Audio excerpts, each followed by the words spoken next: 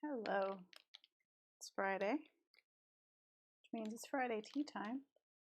Sorry, we're starting a little bit late as usual. I always forget how much it takes to rearrange everything to get all of the pottery set up at my desk. But here we are. Second camera. Get you focused on the right spot.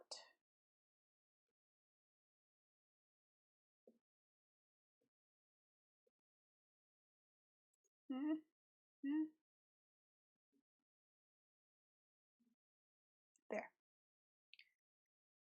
So we were going to start the mini series this week, but it felt like the wrong time to do that.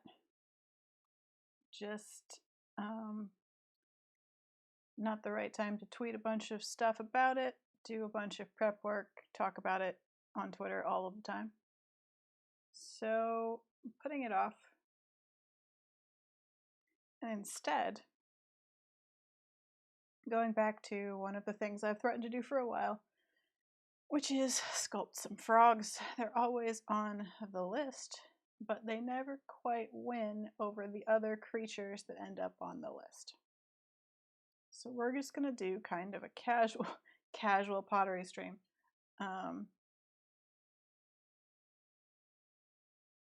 With some sculpting.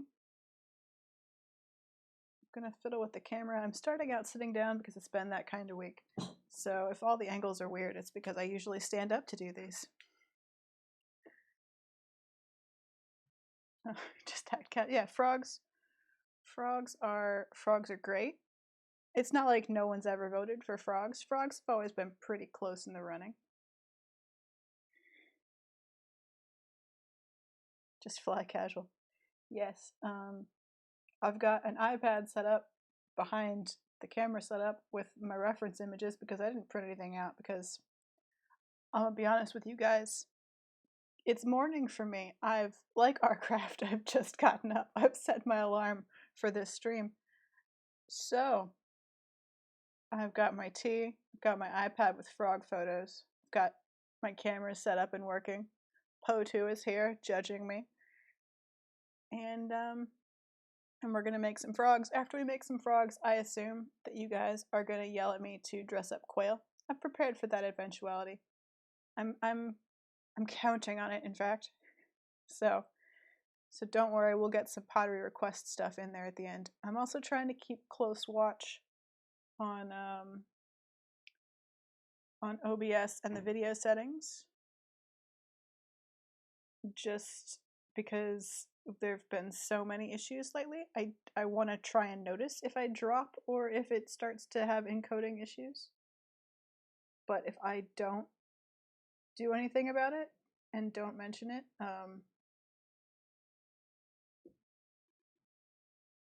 shout at me about it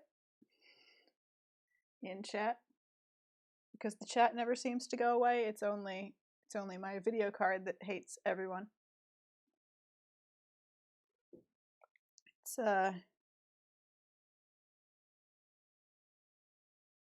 Yorkshire Gold tea today and I can't really. I'll have to show you a second in an owl mug. So that's good and cheerful.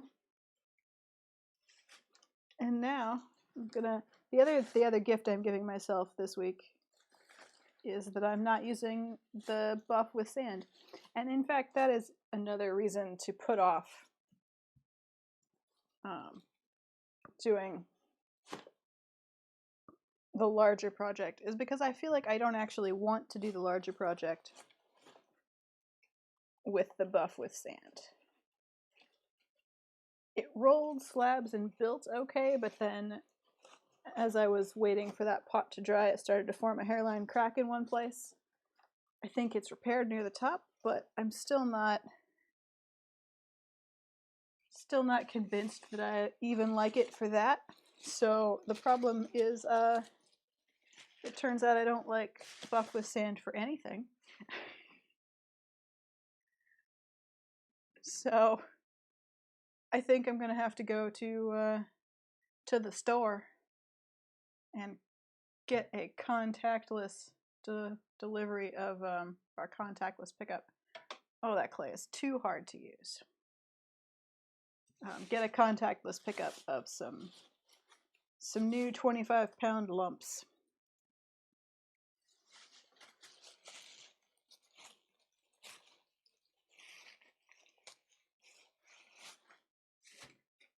Get some of our old favorites, some of this stoneware again, this nice, if you remember, the sheep teapot is made of this. It's a nice medium red stoneware.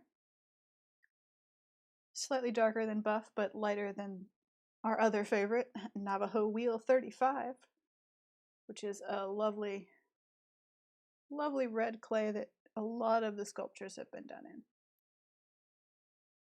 So, and also get some of the black clay again, which we are completely out of now, aside from slip.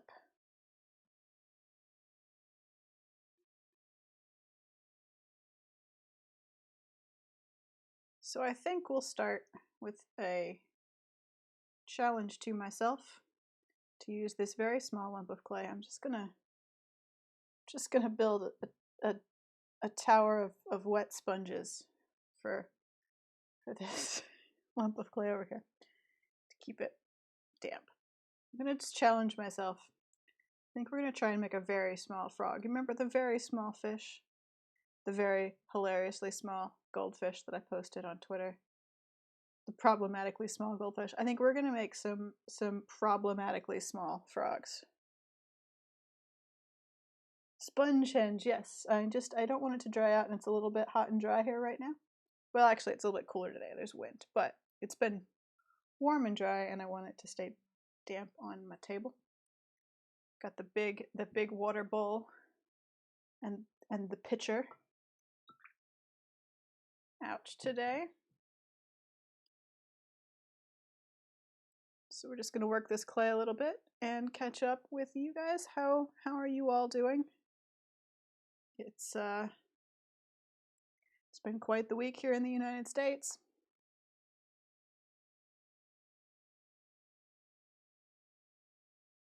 So hope everyone is safe, protesting if they are safely, with protest best practices in place. Hello, Unicorn Duke.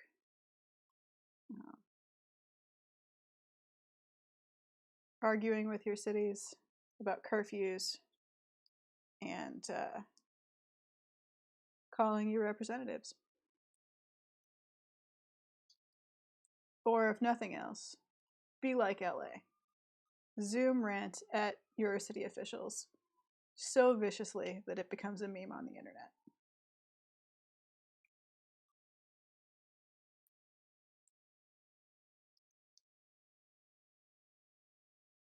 Also, somehow there's still a pandemic.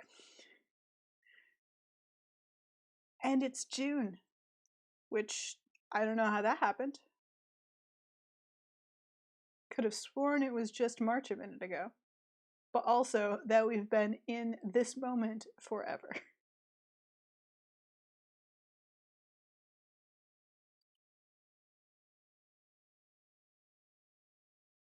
Just forever and ever.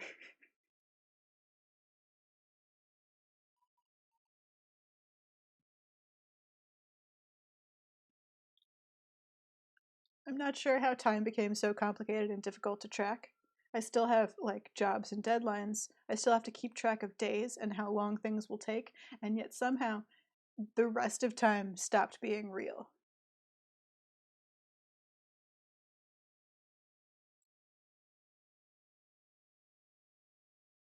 Oh, Unicorn Duke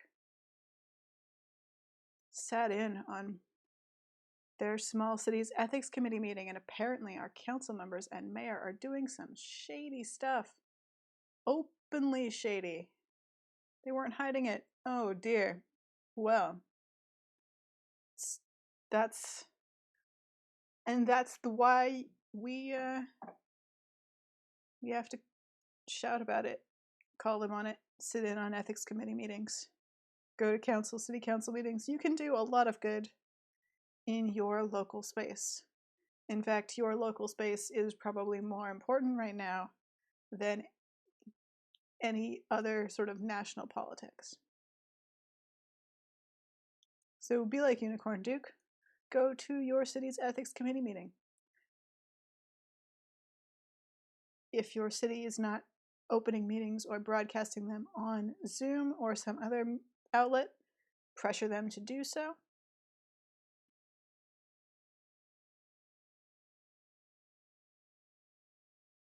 Hold them accountable.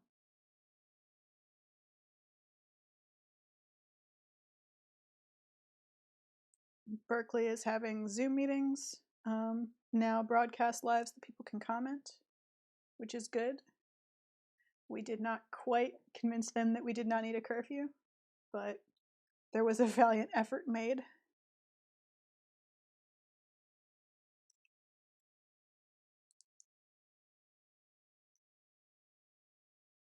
Also, if you've got local media, try and support them. I know here we've got Berkeley side, which has expanded to have Oakland offices.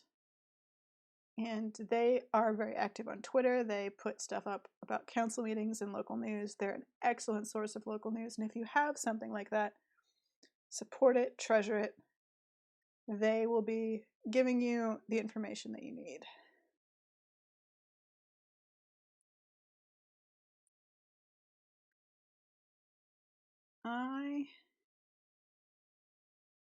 I am doing about the same as before. As previously stated, angry.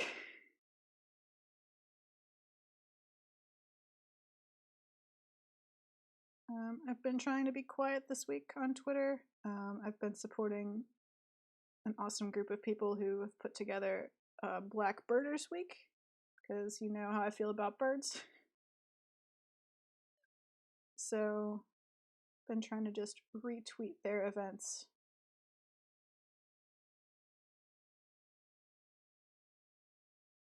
And enjoy listening to their interviews and discussions.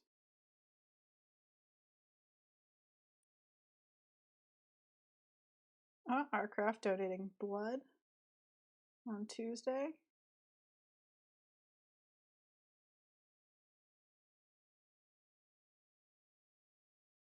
Also a thing that can help right now. Because as I said before, somehow there's still also a pandemic.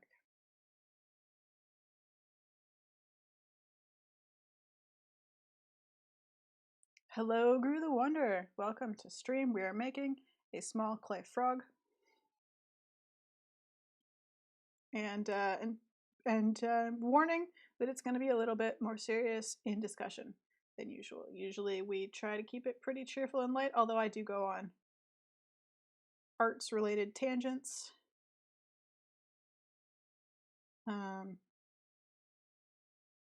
The world as it is right now, we're probably going to talk about that because, I mean, it bears talking about. So if you aren't up for that, that's fair. Anyone watching, it's a lot. Especially a lot if you are a person of color.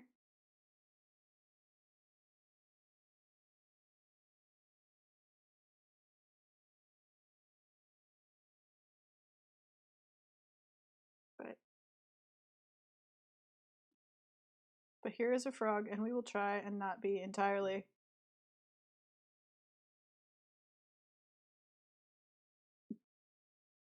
protest on topic. Try and oh, that was too much water. Oh, I've made the frog too wet.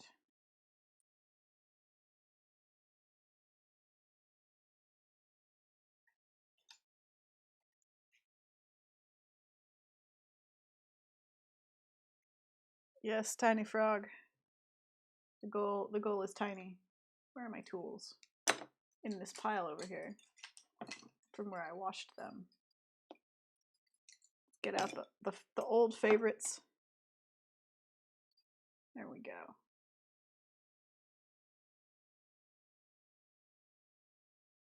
Okay, frog legs. Come in like that.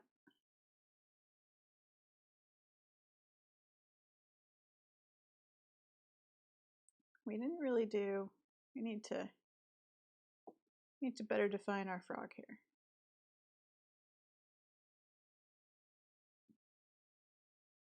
This is, the body shape is basically a frog.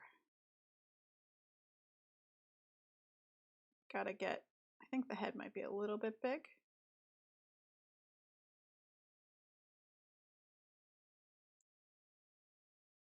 Maybe a little bit big. Maybe not. Maybe it just needs to be flatter.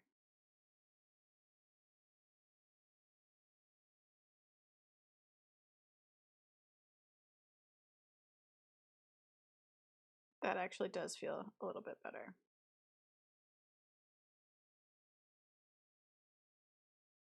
Oh, second camera, you don't focus that close.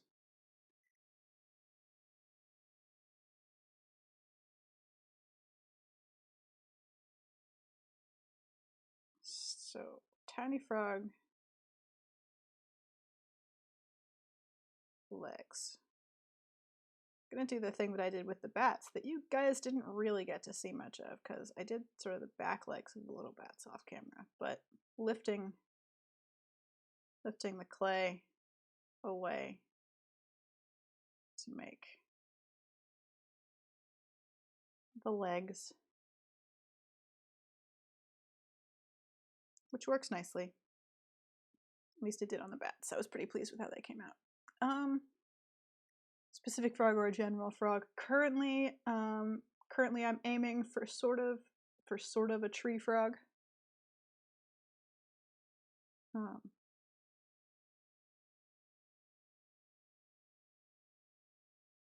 Because I love them, and also because they are small, and then this frog will be life-sized. That amuses me. We could go even smaller next. We could do a poison dart frog. MusicBot. I didn't want to wrangle with MusicBot while my hands were covered in clay. Is what happened to MusicBot. MusicBot has a tendency to crash in the middle of stream.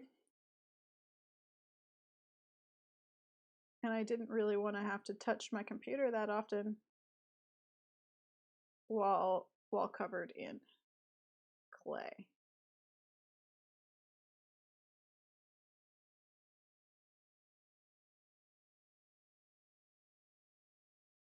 So there is no music, but I am listening to my chill favorite, Hildegard von Bingen.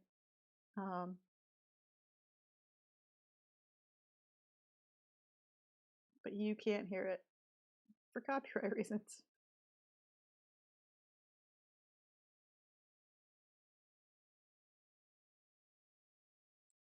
Hello, they might be scientists. Welcome. So yeah, there is less. Intentionally no MusicBot today, but MusicBot is okay. Nothing has happened to MusicBot. MusicBot still functions as expected. Just at the moment, too many bits to juggle.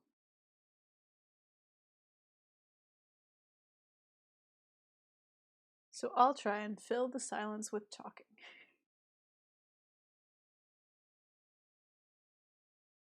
Such as it is.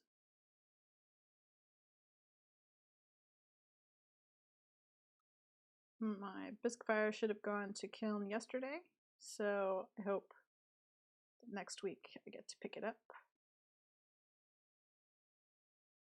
Which will be good. May have to do a glazing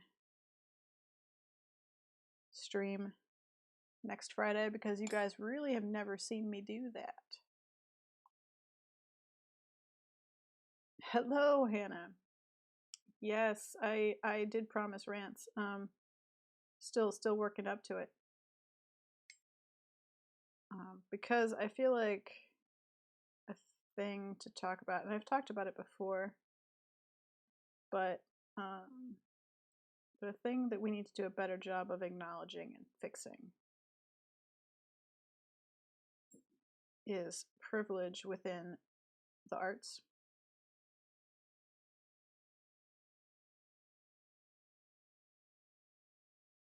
The cost of an arts education, the lack of value put on arts education as something to put money into in schools before colleges, for-profit arts education schools, being sort of one of the only viable options for arts educations. And the lack of community resources for things like pottery, for things like glasswork, where it's difficult to self-teach because you need very specialized equipment.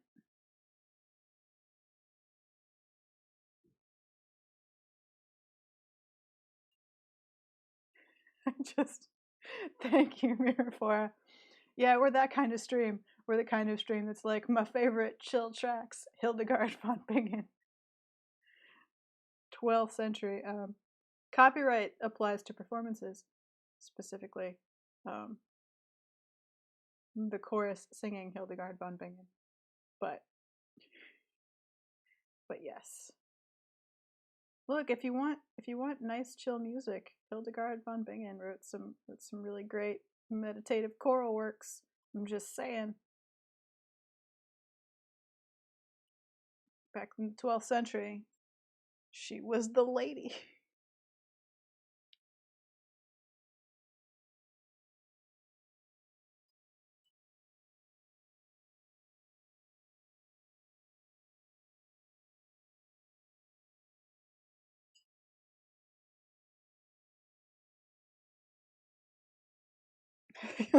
As I know how much. I'm sorry, I'm just washing clay off my hands briefly. I was getting to the point where it was leaving bits on the frog.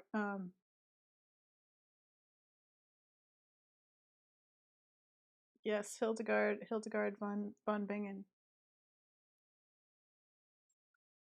Oh, it does? Excellent. If you want to listen to what I'm listening to, Hildegard von Bingen on Spotify, I guess. I'm listening to. I'm gonna just get clay on the mouse because look, Hildegard von Bingen is important. I'm listening to The Origin of Fire right now.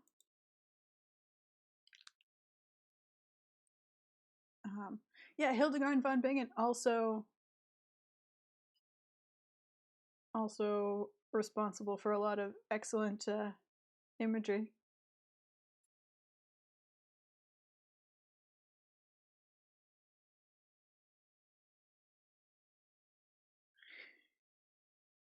No worries, Mirafora.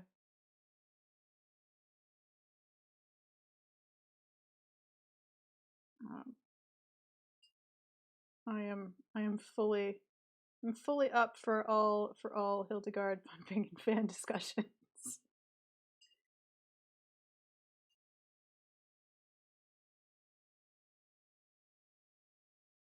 So,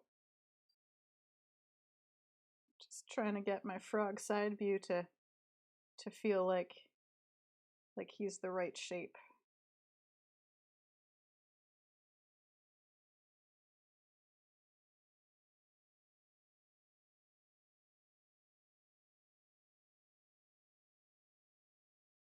Just finessing his side view.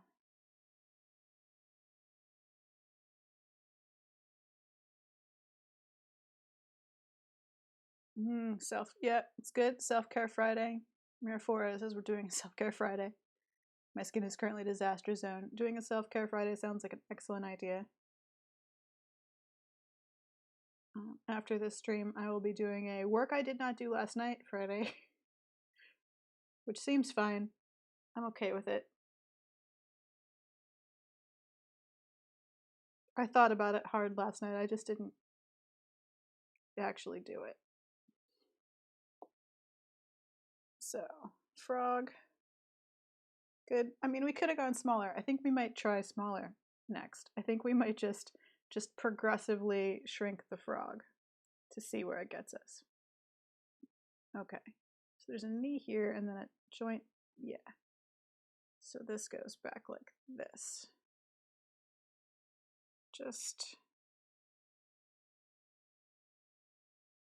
And then this goes like that. No, this one's not quite right. Squidge it and try again.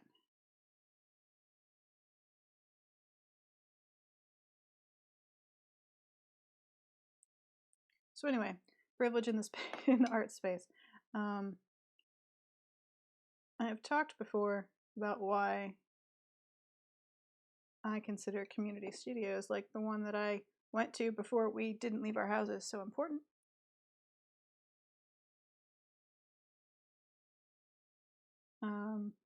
And those community studios are important because they give access to things like kilns, access to things like torches, glass working equipment, metal smithing. Areas that are privileged spaces currently because we don't feel they're important to provide to communities.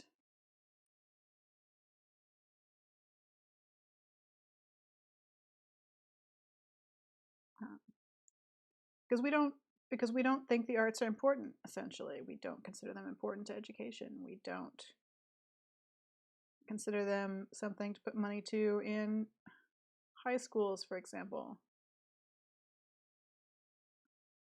My high school art class was taught by someone who, when I was in 4th grade, was a 4th grade teacher. So it was difficult to think that that would help my desire to be an artist. And I was privileged enough to be able to essentially go to a community college for art classes. But part of the reason I could do that was because I was already a good student, so no one minded if I just left. And part of the reason that I could do that was because essentially I was a white girl who was not going to get into trouble, or at least assumed wasn't going to get into trouble. I could be left alone. Yes, weaving, spinning, fiber dyeing, unicorn duke is correct. Fiber arts, another set of things that require often special tools that normal people can't afford. Hello, Auntie Shepherd. Welcome to chat. We're making a small frog. And I am talking about privilege in art spaces. Not even going to talk about fine art because, oh boy, that's a thing. It's a thing, you guys. And it's a space that I'm not really a part of for the most part. So I'm not gonna rant about it because I don't have a whole bunch of factual personal experiences. But I will rant about arts education and equal opportunity arts education and the privilege of being an artist, which at this point is largely a privilege of wealth and class and color.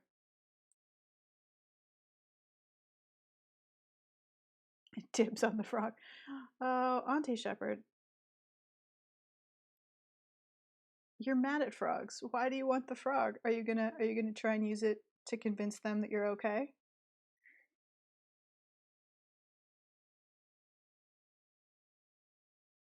a votive to the angry frog gods. Yeah, next we're gonna try and make an even smaller frog, because I was like, we'll make a tiny frog, and then I started this and I'm like, it's not as tiny as I had hoped. It's turning out to be a sort of normal tree frog sized frog, which is fine. This frog, well, you don't know that. But that would be really, really worrying, wouldn't it? Clay frog just leaps on you in the night. Comes to life.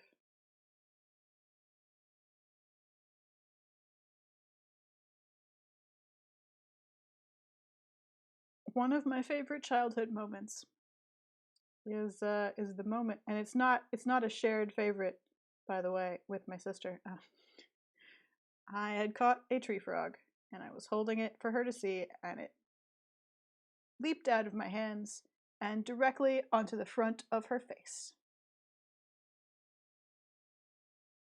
And I, the child who was watching this, thought it was the most hilarious thing, and the person whose face was covered in frog did not agree.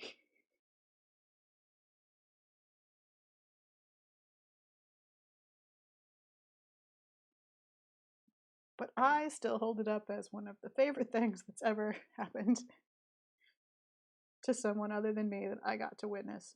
I'm sorry, little sister, but it was great, and I treasure it forever.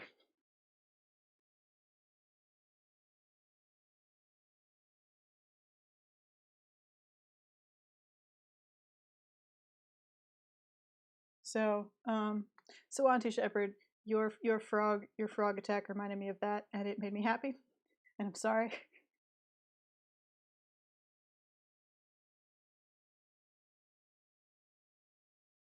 Sorry that I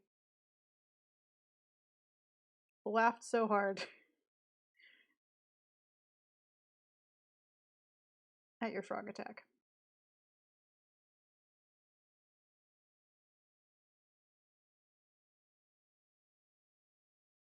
Just trying to give us a little bit more leg depth here. I don't. I'm trying. I'm gonna have to attach the front legs, but I didn't really want to attach the back legs because that's the place that they will likely fracture. Actually, while we're here, let's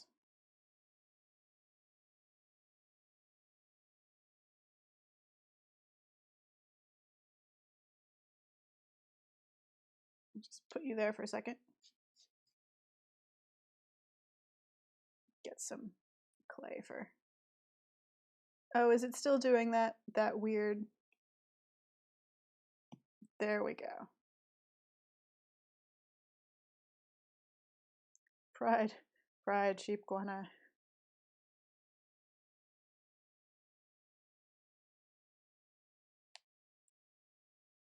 Holding a fan in its back foot, I assume.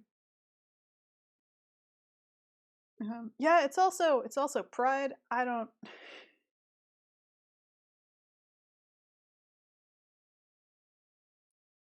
know. I don't know how to deal with all of these things at one time. It turns out. Yeah, unfortunately the unicorn horn is like at a very weird it's like at a very weird place.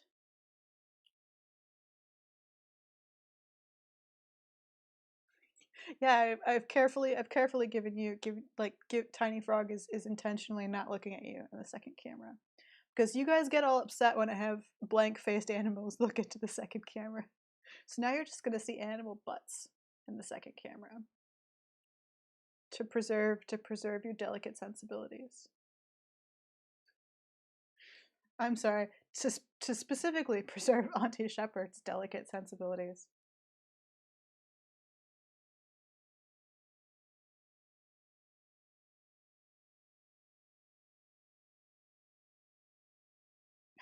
It's like the ghost that's a little crying girl, and when she turns around, she has no face. Ah, yes, I see. I see the problem. Yeah, get to know nature. You're sweet, delicate flowers, and I don't want to I don't want to horrify you.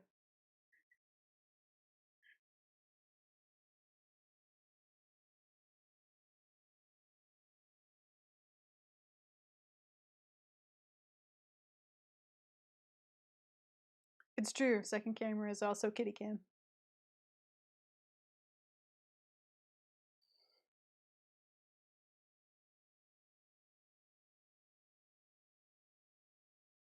And Kitty has to turn in circles and lay down in other directions pretty regularly.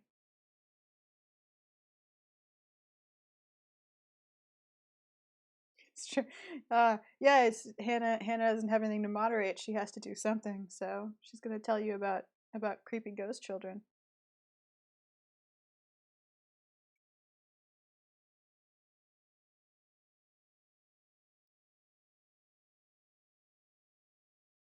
Oh, let's. Gonna have to do that over. It's got a little too dry. It's getting all cracky already. I don't want cracked frog's legs. Nobody's misbehaving. Time for ghost stories at the camp. Hannah, the camp counselor. I like it.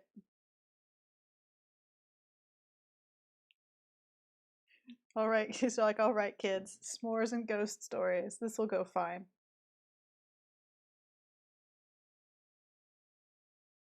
We've had ghost stories in this stream before. They Might Be Scientists had an excellent ghost story a while ago.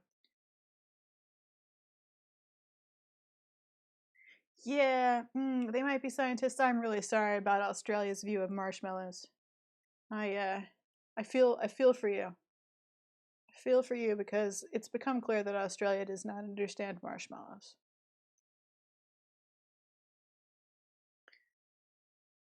If if the candy you sent me taught me anything, it's that Australia doesn't understand s'mores.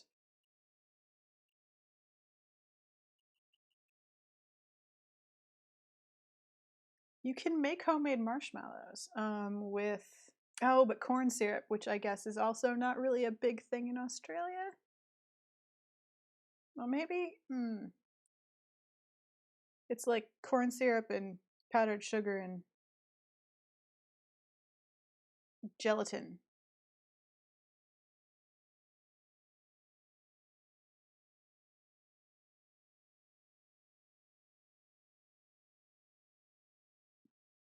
Oh, you do need a stand mixer though. Like you really can't make marshmallows mixing yourself because it takes forever.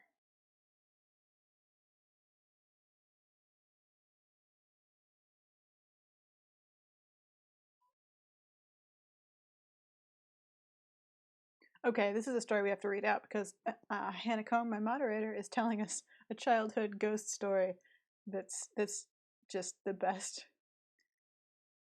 I remember when I was small, and my brother told me he'd heard the scariest ever ghost story, but this read as a challenge to me for no reason. So I proceeded to make up a story and just add random deaths and monsters in progressively louder and more annoying voice. As my brother said, that's not scary.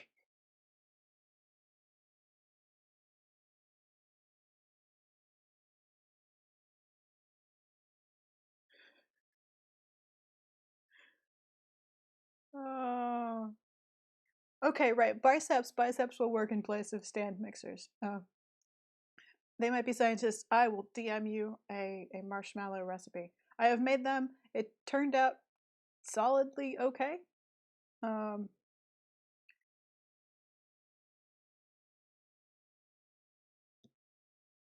they were fluffy and delicious, and not at all like the tragic, terrible marshmallows that Australia has.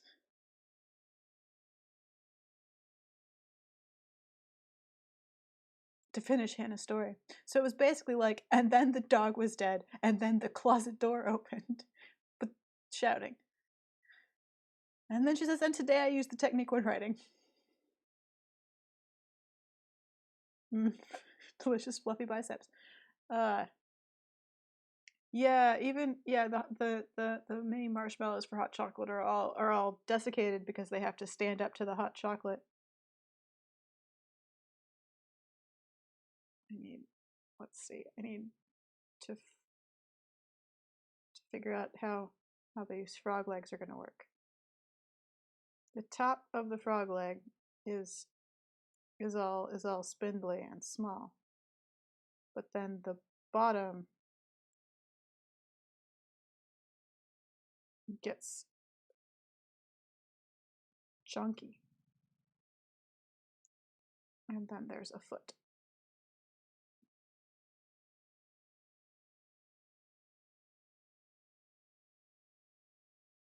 So kind of like that.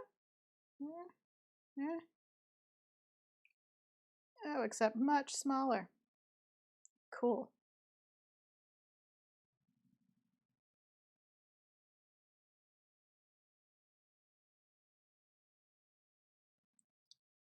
Unicorn Duke says, when we used to go camping, my uncle would read the journals of British soldiers who were being hunted by man-eating lions in Africa in the 1800s. That is certainly a choice, Unicorn Duke.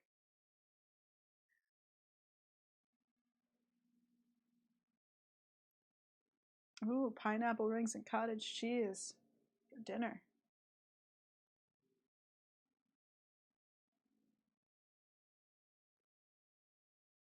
Oh no, Arcraft has it. I've got mostly different colors. I hope that everyone who identifies people by text color in chat is doing okay. I know I identify people by text color in chat because I don't have time to read your names. I've got to keep reading chat.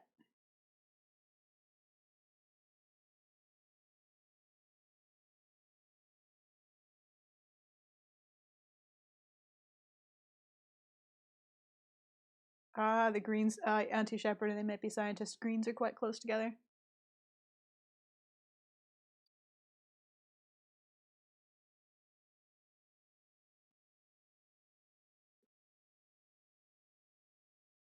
Although I have no idea if all of the if the colors are the same. Actually, still too big. I mean, if my colors are the same as the colors that it's giving for other people watching, I don't know if it's a universal chat color system or if it's each person. Oh, I think it was. I do feel like Figments Made and Get to Know Nature might have had like basically the same color because I got briefly confused about that earlier.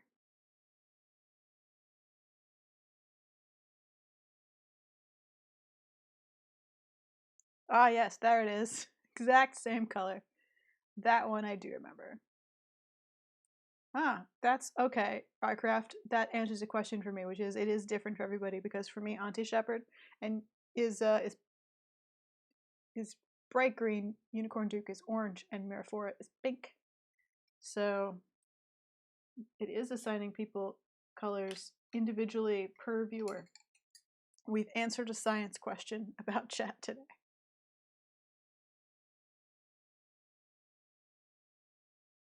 Learn something new about Twitch.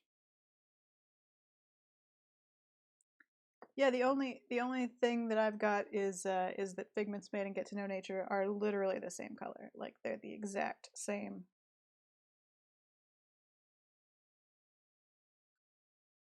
shade of blue.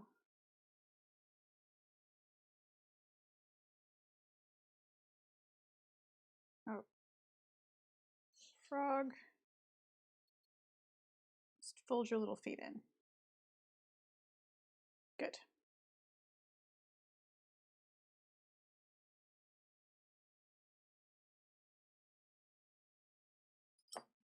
Oh no, not good.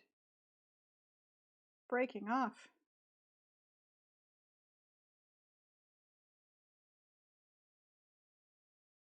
We can fix that.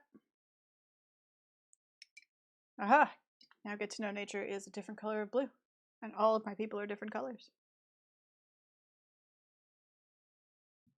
Which is perfect. I don't know if that applies to everyone.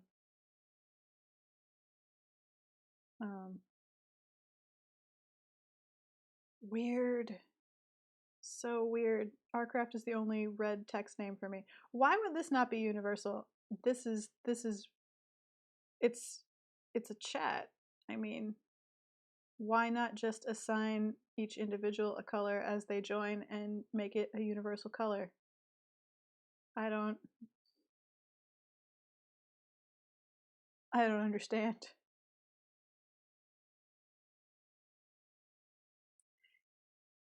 You are always yellow, Hanako, and I never considered questioning that before. But now that I think about it, you set that, I assume, yeah?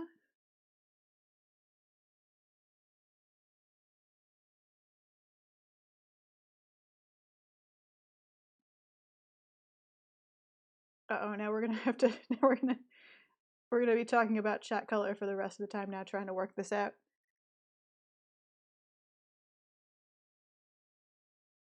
Ah, yes. Yellow text in a white background is the devil's work. It is known.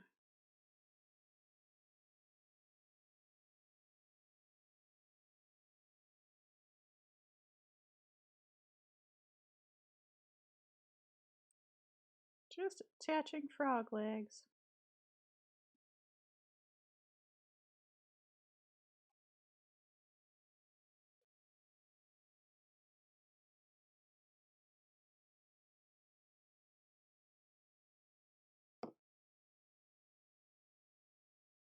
Unless I have to rig a vote. What? It's true. It is usually the same people in chat. I've got a pretty stable chat. There are some people that only show up now and then. Um, some people who show up to say hi and then just spectate. But yeah, chat's a pretty stable group of the same people.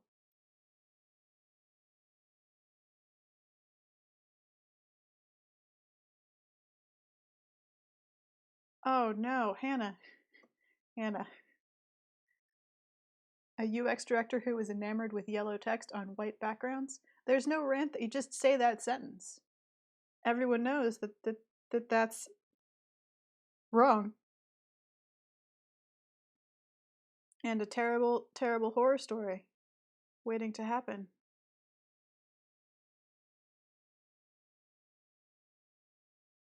Yellow text on a white background is bad.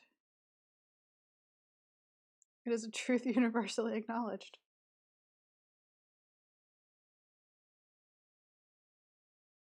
That yellow text in a white background is unreadable. And then the closet door opened in all caps. And the UX director died. End of horror story. Oh dear.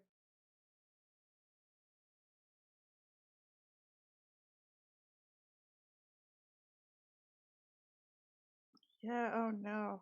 No yellow text in a white background. No. No bad UI choices.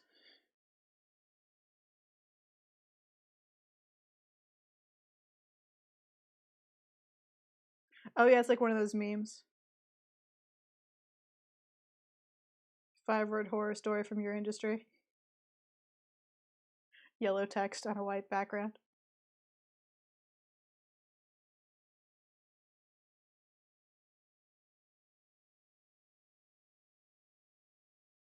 That's 6 words, isn't it? Yep. It's fine.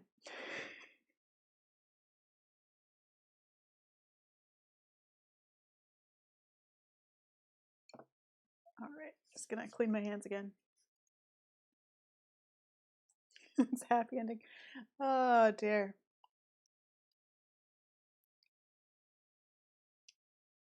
Do not put yellow. This is your basic graphic design note for the day. Everyone can take this away with them to heart and become a slightly better visual designer in all of their life. Don't put yellow text on a white background. Don't put yellow text on a white background. Don't do it. Don't. Oh, also, Hannah says then there was a director who put yellow text on blinding cyan backgrounds, and I wasn't allowed to criticize it, or else I would be fired. Also, don't put yellow text on neon colored backgrounds unless you are designing a rave. And even then, don't put yellow on cyan. Like, put yellow on magenta. You know, don't. Anyway. Now you've all become slightly better artists, just with this one note.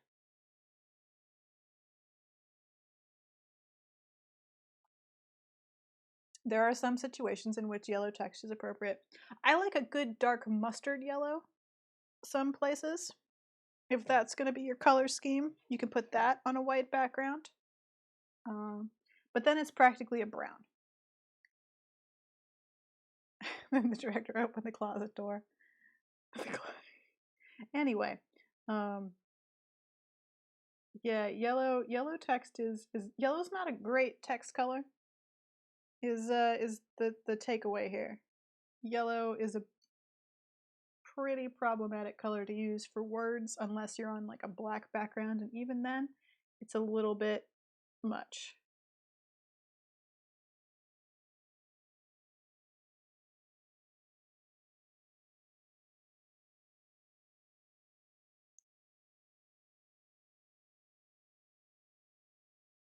Just gonna get my little frog feet worked out here.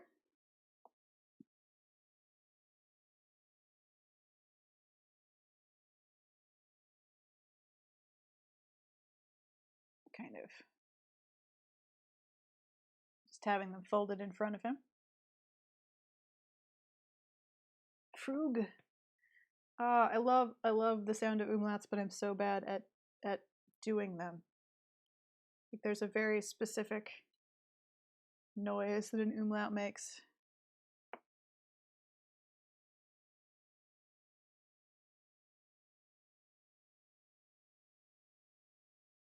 I'm not great at it.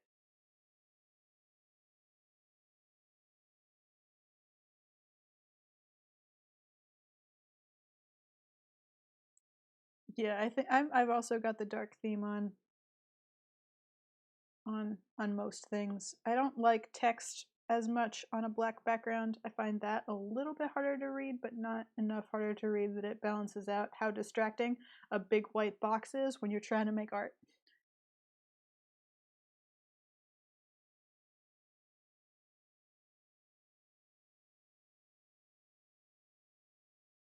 So I deal with the one because of the other.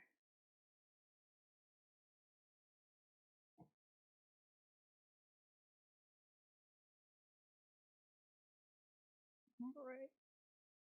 Then we're going to add a little bit of clay to where the feet and the back go. Just a little on each side.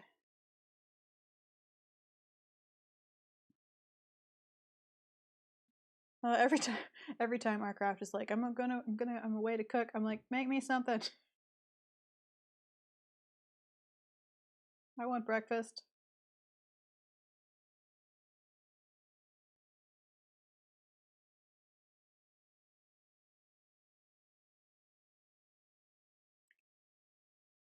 Mary Foyer is still extending the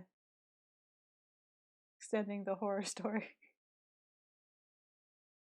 No, you don't have to let it die. You should continue turning everything we say into a and then the door opened and then they died horror story.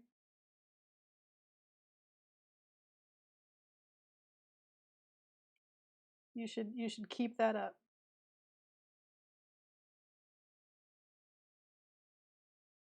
Add. Oh, it is still warm and dry here. I can tell because the clay is already starting to feel dry and stiff.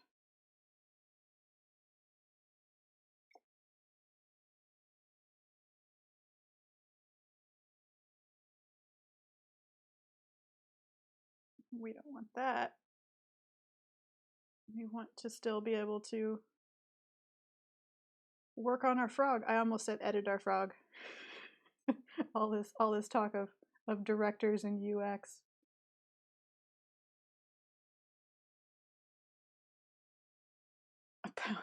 Auntie Shepherd just ate a pound of cottage cheese. We've written a horror story, and then the horror story died, and then the pizza died. If you're lurking and not reading chat, I don't have time to keep up with the joy that is the turning everything into a horror story. So you should open the chat window. You don't have to participate. You should just read. Chat in this stream is always extremely fun and creative. I love my chatters. My quail.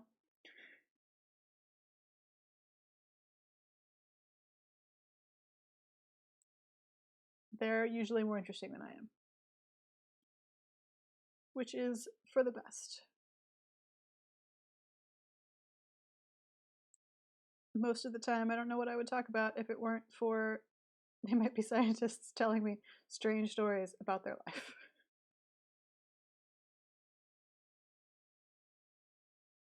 I need to finish this frog. We have so much time. It's only 4:12 here. We've got we aren't even to the midway break yet. I'm gonna finish this frog and then I'm gonna kind of I leave it up to chat what I do next. I feel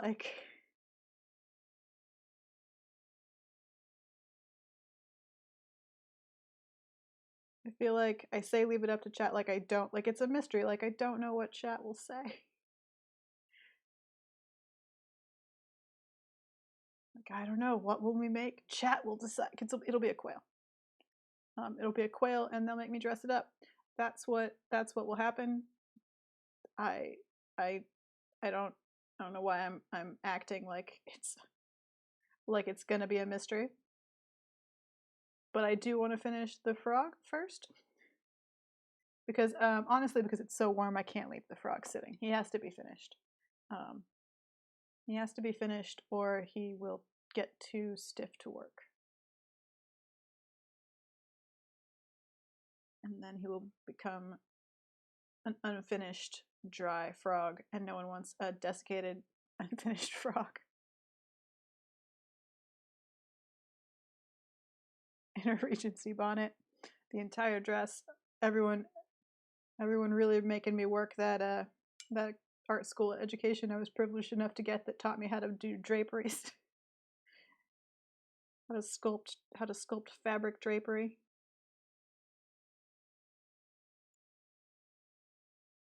Like one of those classical statues.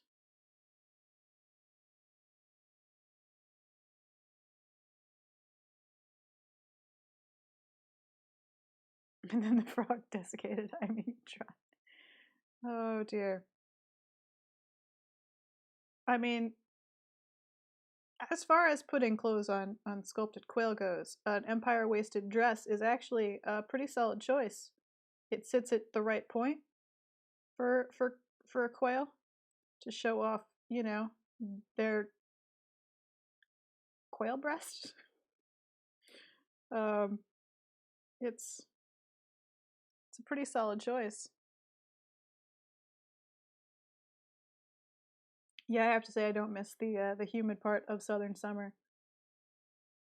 I didn't mind it as a youth, but I feel like as an adult it's less fun somehow. Like snow. I liked snow before I had to do things with snow.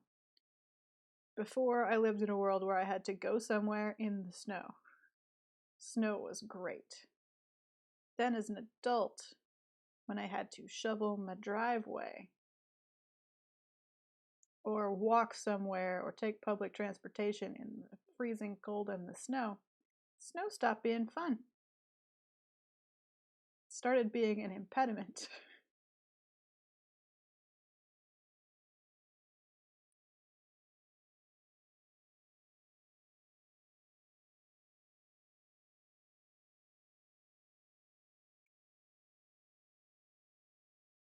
Oh, good, we have an Animal Crossing story. That means that I can share my Animal Crossing stories. Animal Crossing, the cultural phenomenon of the pandemic. Well, the cultural phenomenon of the pandemic that doesn't involve anger and protesting. Mirafora made a custom designed EG's logo and put a stall in Animal Crossing and loaded it up with a shaved ice maker and a jar of aqua frescas to amuse a friend, which is what Animal Crossing is for. Building silly things just to amuse your friends and then making them come and look at them.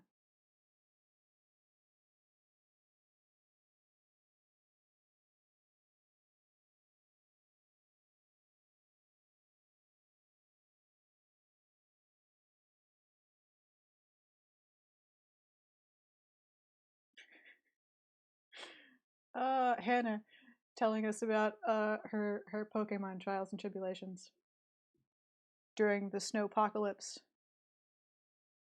of 4 days. She walked uphill in the snow to go get a Kangaskhan so she could finally be done with Pokemon Go. So I guess you caught them all.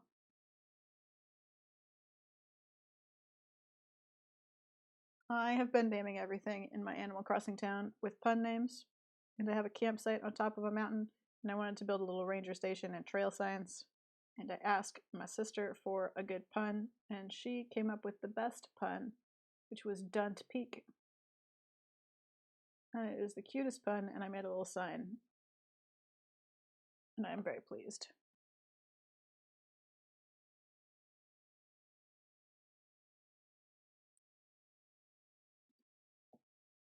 Oh, wow. I was joking, but Hannah says that she did, in fact, catch all 151 original Pokemon. So, good work.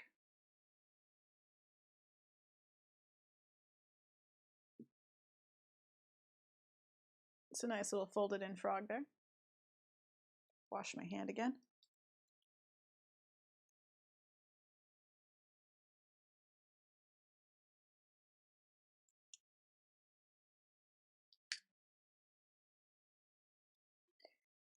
Oh yes, everyone look up EGs. If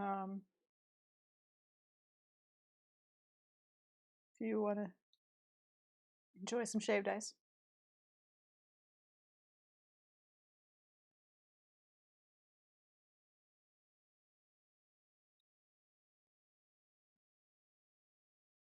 Campus buildings have Pokestops.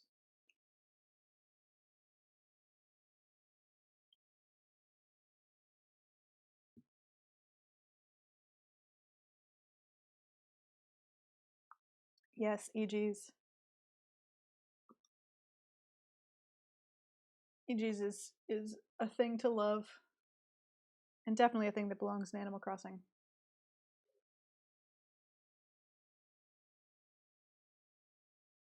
We're getting to the point of doing the details on the frog, so we're nearly there. What do I need?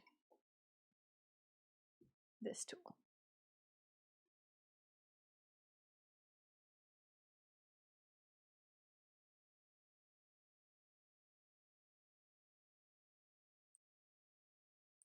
Yeah, Animal Crossing is kind like the appeal of it is kind of hard to explain to people who aren't playing it.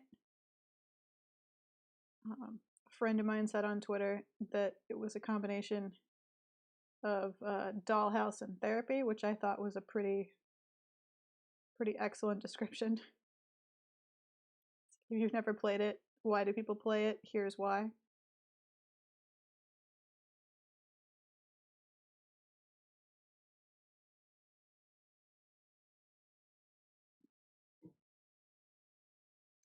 They might be scientists. I want your Australian fall stuff. I want all of your fall stuff. I want pine cones and maple leaves and all of the fall DIY stuff that I can't have until fall here. I want to cheat and use hemispheres to my advantage.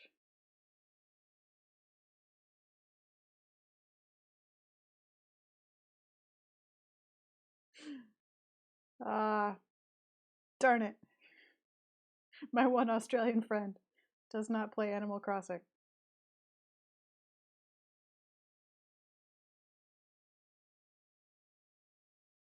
That's okay.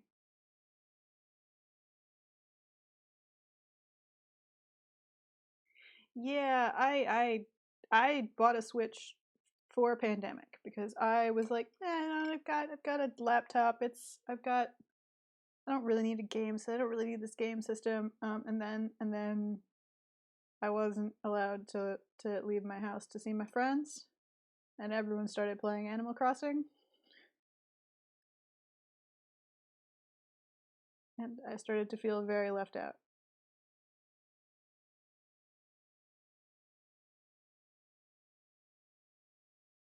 It was a Switch Lite, not a full Switch, which I think you just can't get right now. Um, and I may need to replace my laptop soon, so possibly it wasn't a great idea. But I really enjoy Animal Crossing.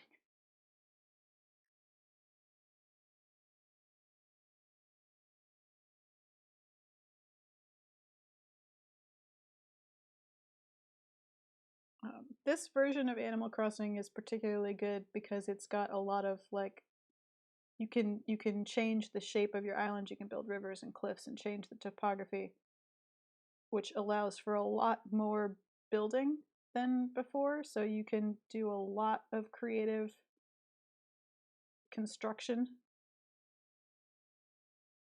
and create spaces that you want.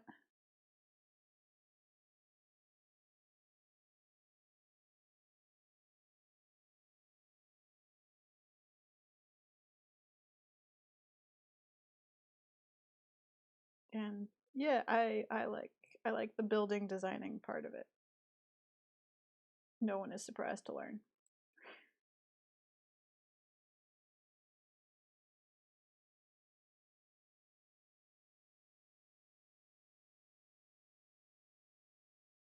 Okay.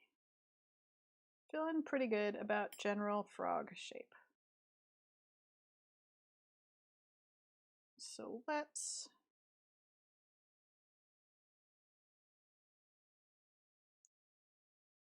do some actual detail work here. Oh, let's see. Frog eyes. Are you the right size for frog? You might be a little bit small. How are we gonna do frog eyes? What is the right size for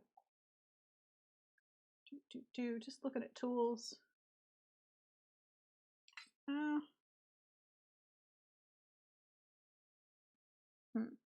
well. I also starting to feel like these are a little bit far back. I'm gonna move them forward just a little bit. Well, we'll start with this and see.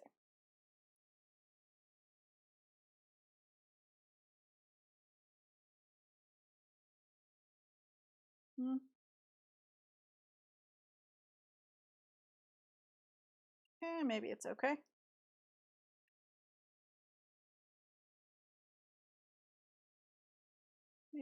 Maybe it works. Well, we've done it. We're going with it. Oh, what's a good frog texture? I might need to slip squidge for frog texture. We can do that later. Slip trail is the technical term. Do not allow my overuse of the word squidge to fool you. It's a real thing. Decorating with slip that's a little bit thicker so that you can create a raised pattern. Happy little frog. We need to do, let's see, there's frog eardrum kind of thing going on. Not super obvious, but just like right there. And right there. Yeah. Good. Then frog mouth.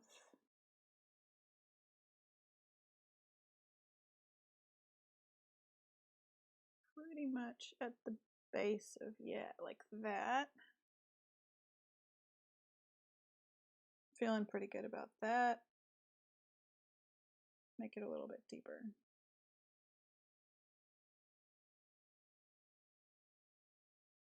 There. Oh, now I have to do it on this side as well.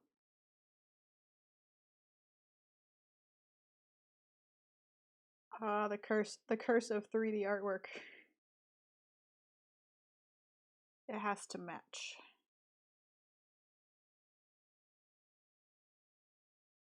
Okay, I'm feeling pretty good. I'm feeling pretty good about my ability to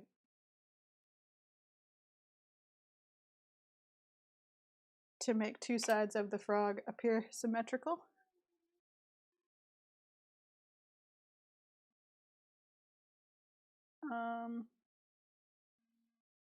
I'm not getting any alerts on stream problems.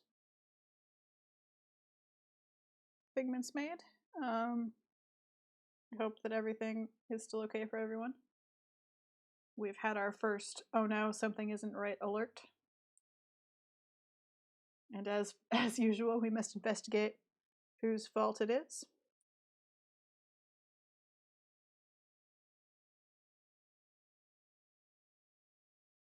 And play the game, is it me or is it Twitch? Okay, good. We've reached the conclusion that it was a individual internet stutter.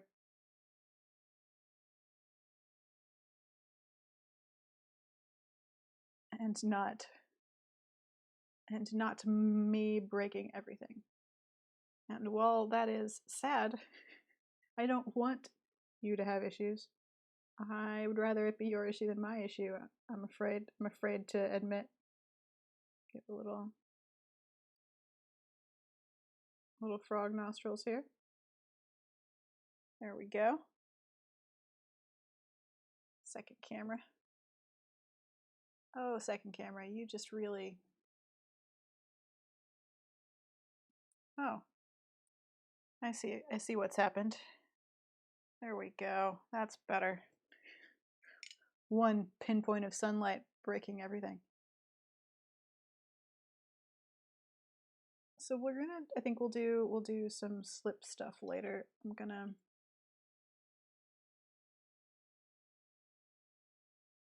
just strengthen the shape here some.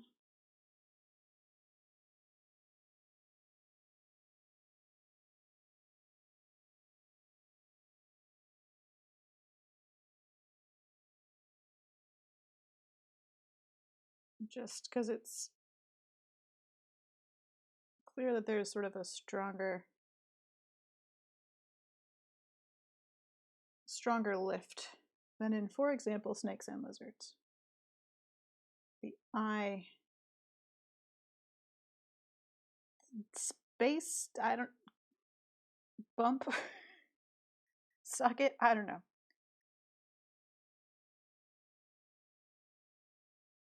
Ah, good old Hildegard. Nice peaceful music.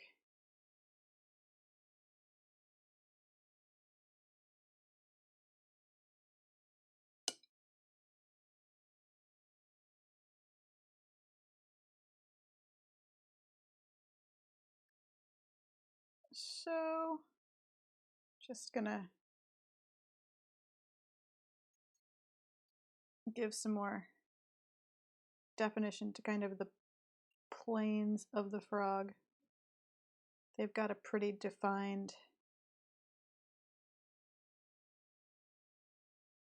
shape. There we go. Getting there. Do some toes. And then we will take our brief break. When we come back, you can yell at me to do a quail. Oh, let's see. I think that this foot will be on top.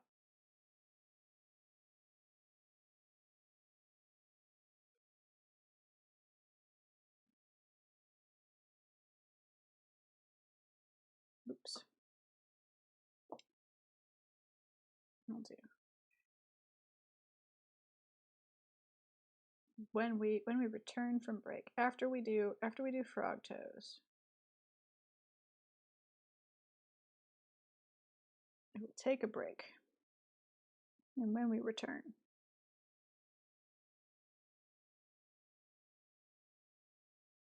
it will be time for you to shout quail at me.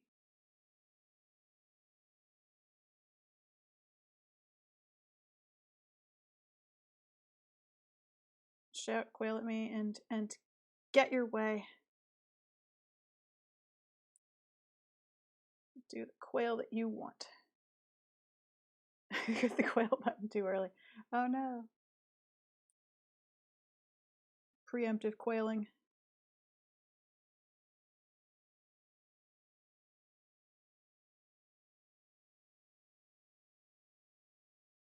Oh, relief sculpture is always harder in ceramics, and I always forget what it is. They do this sort of pressing in detail a lot in polymer clay. Polymer clay is more resilient and holds a sharp form better.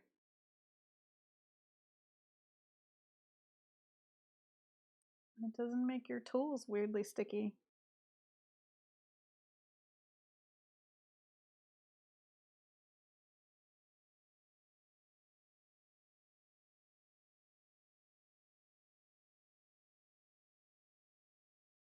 But we will make it work.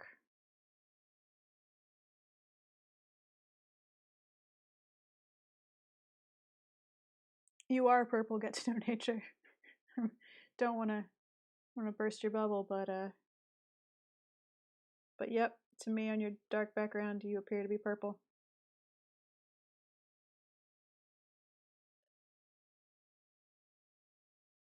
I mean, it's a blue leaning purple. It's not a violet. It's but it is definitely a purple.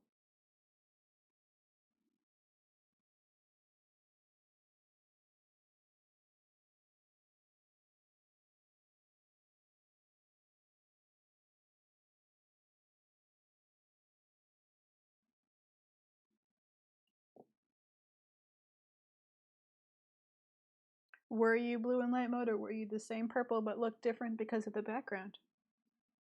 Because that can happen.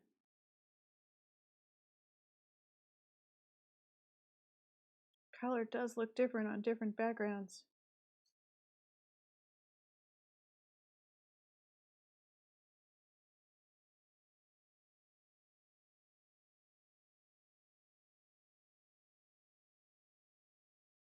Oh, frog toes.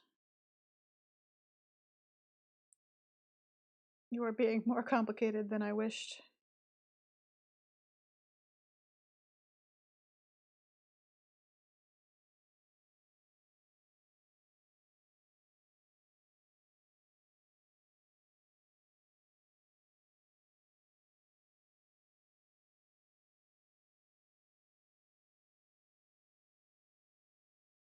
But almost good enough. Almost good enough.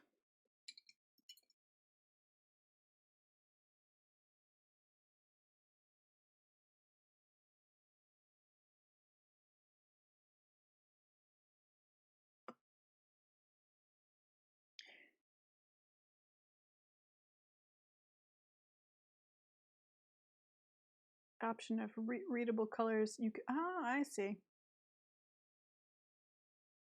Interesting. We've learned something about. We've learned a new thing about chat.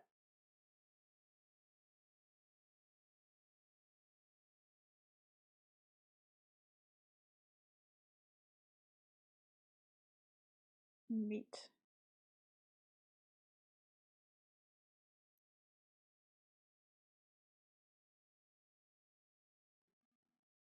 The chat will alter your colors to be more readable.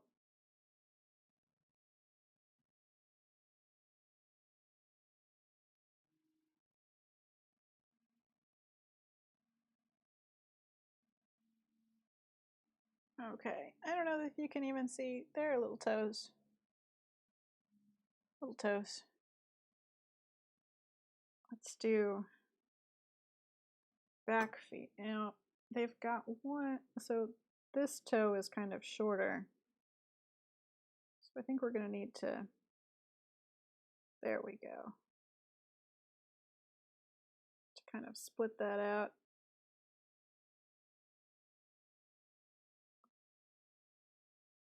Frog is getting dry.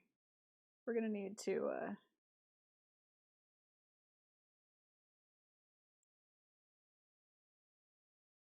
do these feet and then get him aside with some plastic. How many? Okay, then there's one long one. Picture of frog. So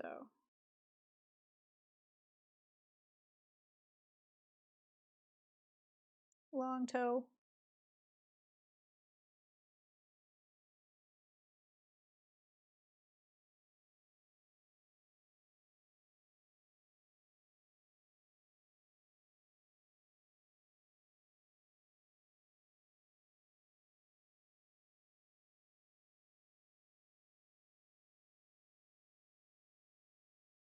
We'll just leave it like that, I think.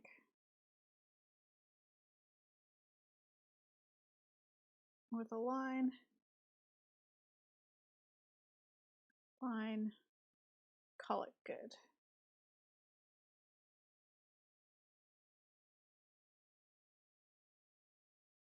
After I tidy a little bit.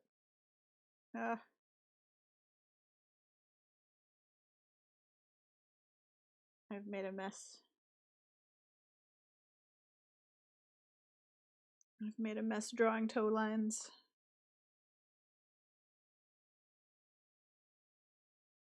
That's a little bit tidier.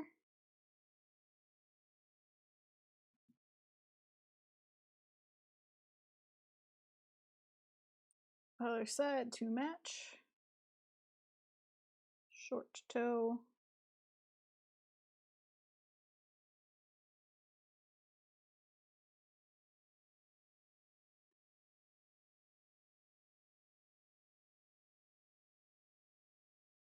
Squished down.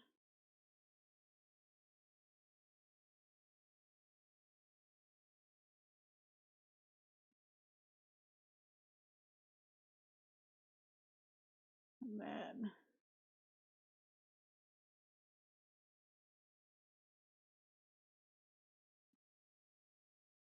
line for the longer toes.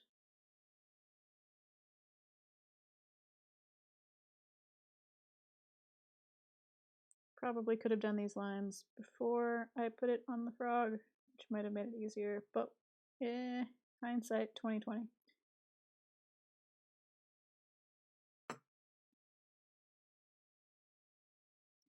And there. Oops. Just throwing my tools around. Just gonna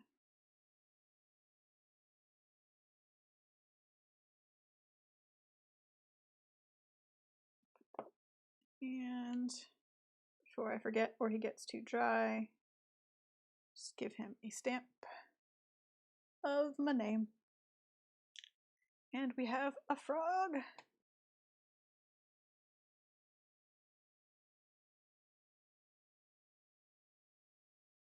Hand-sized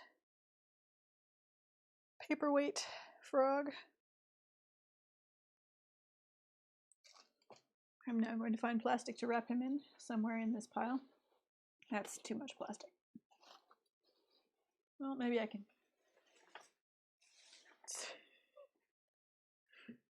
tear off a piece. There we go.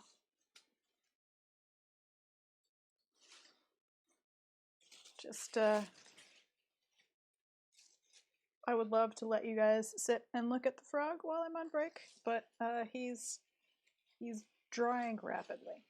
And I don't want him to get any drier because I want to have him be about this dryness when I do some slip decoration later, or just a little bit drier. So we're just gonna set him back here. behind, wrapped in plastic. We have made a great frog. Auntie Shepherd, you are back just in time for the break, after which it's time for Shat and Quail. So, I'll take a brief break, make some more tea. When I get back, we've made our frog. It's your turn to demand things of me. So, shout amongst yourselves. I assume that everyone is still on board with Regency dress and bonnet Quail, but I don't know for sure. You guys will have to argue about it. I will be back in a few minutes. As soon as I find, there it is, the break time banner. See you with more tea shortly.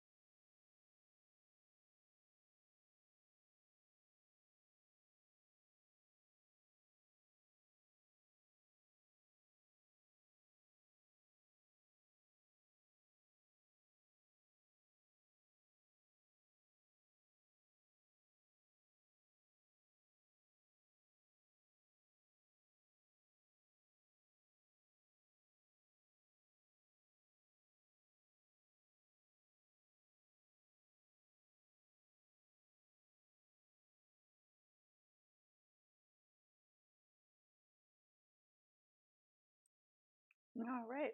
Back with tea. Let's see what chat has said while I was gone. Chat said quail, quail, Regency Lady quail, quail, quail, then tiny frog. All of those things I just read were in caps for people watching later, just to gauge enthusiasm level. There are some agreements. Can't forget tiny frog. Definitely tiny frog. And then we have a merch idea. So let's see. Let's read this merch idea. Sorry about the stool adjusting noises. As I said, I was started. This is a sitting day, not a standing day. Oh, another shot of quail. Hang on.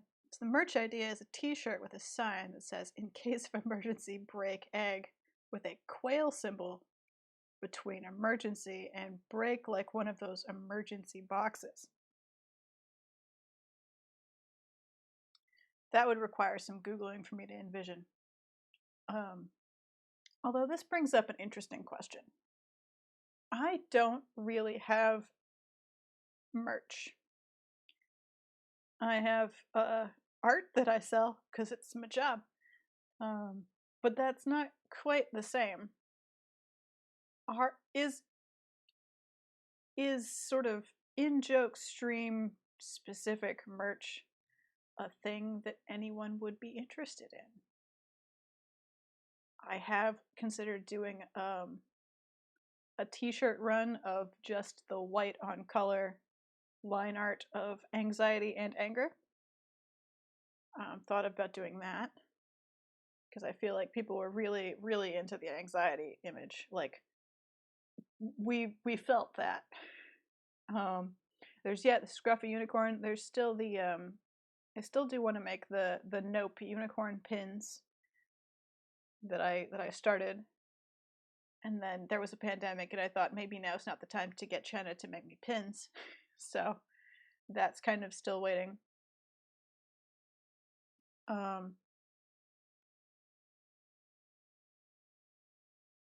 So okay, Mirafora says you don't have to have merch. It seems like a lot of work. It's no more work than anything else I do to self promote. Honestly, I'm making art all the time. I mean, I animated steam coming out of a teacup just to have something to start my stream with. So it's not out of the realm of possibility, or even out of my ability or comfort zone. I've even done research on different t-shirt print-on-demand places for sort of the most reputable, the most well-respected, the sort of best quality, that kind of thing. And so it's not like it's a thing I've considered, but I also just don't know if anybody wants it. And if there's anything sadder than having a party that no one shows up to, it's making some merchandise that no one buys. I'm no longer allowed to buy shirts. You've got all of the shirts, Arcraft. You've got every shirt that you've ever needed. Knitting. Oh, the knitting lesbian unicorns were really. Oh, that's. I could clean them up, and they would be a really good, like, anything really.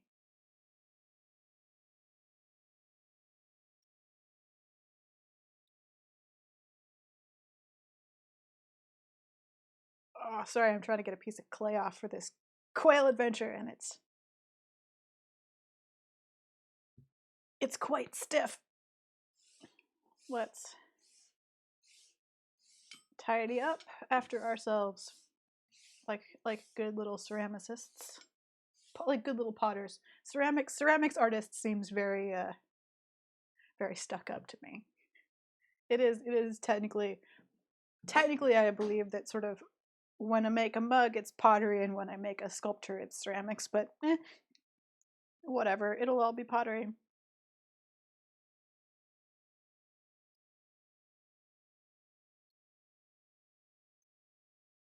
I've had to stand up because I have to wedge clay.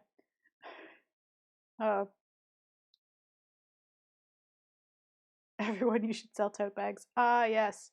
Um, tote bags not so much. But t-shirts you can wear.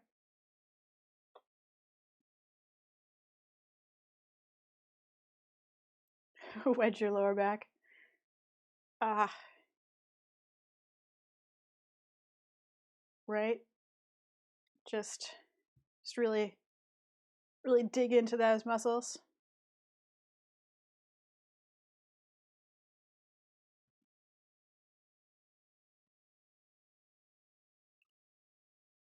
There we go. That's a bit more. Get some more water going here. You guys in your I wear annoyingly brightly colored clothes.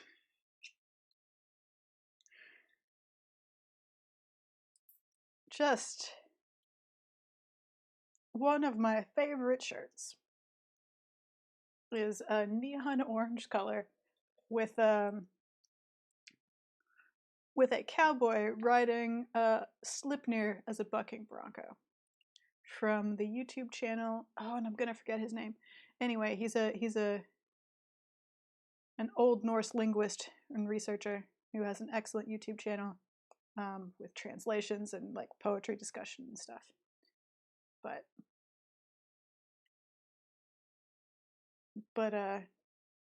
yeah, Slipnir as a bucking bronco is the best thing, and it's neon orange, and I love it.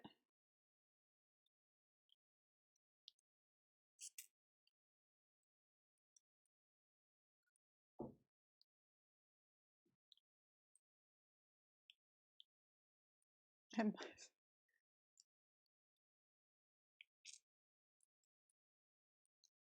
bright purple, and therefore do not attract chaos. Yeah, pastel, not pastels.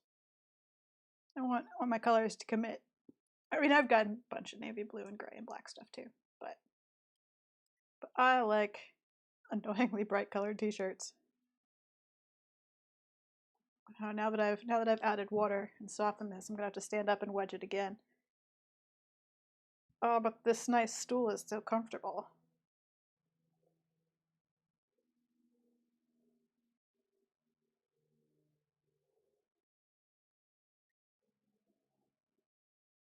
Anyway, the point of this entire discussion being, I have always been prepared to give you t-shirts, and just haven't.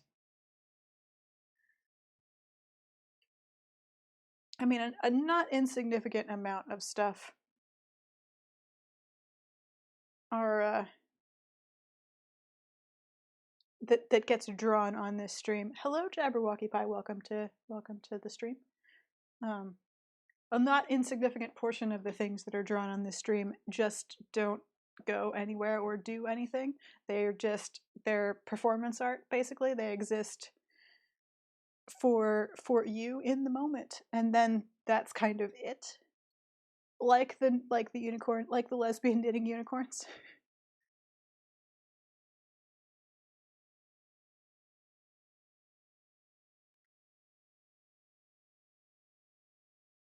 Aha, that's actually a good system, Auntie Shepherd. T-shirts that aren't black are reserved for being treated with heavy-duty insect repellent. That way you know which is safe for cats. It's good to have a system. Yes, Pride Sheep Guana.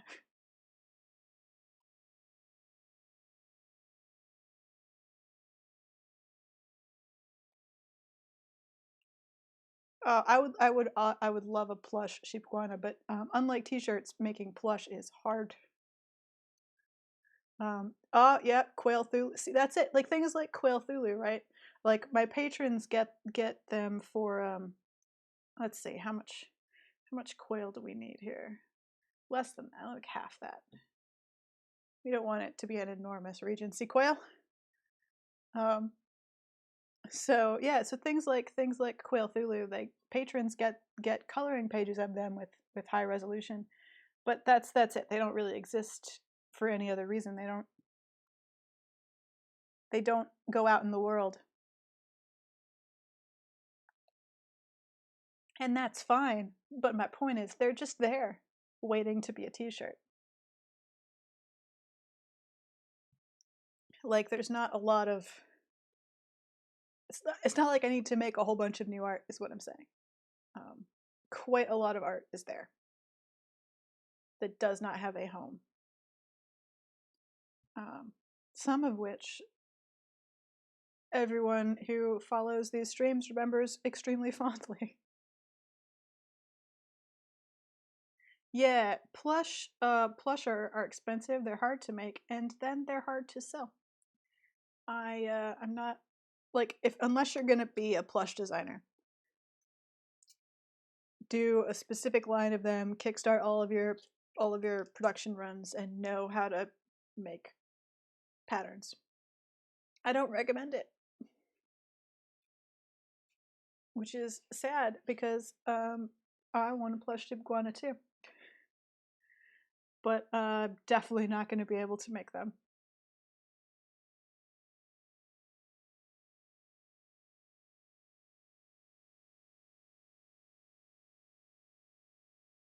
But that's okay because t-shirts exist, and t-shirts are pretty easy. Bonfire is the t-shirt site that I have. Australia, yes, I personally want the Australia a real place that actually exists shirt. Uh,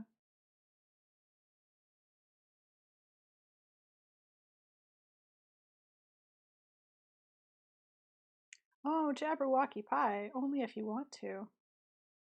Uh, but know that you can't say something like that and then not have me go, yay! If you do, if you do, show me.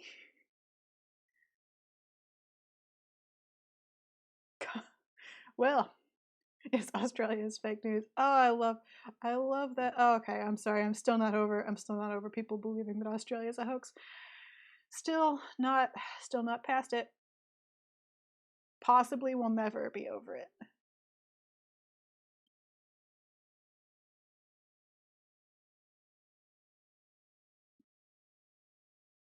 Anyway, Bonfire seems to be sort of one of the best um, t-shirt print on demand sale sites. They get good ratings for being sort of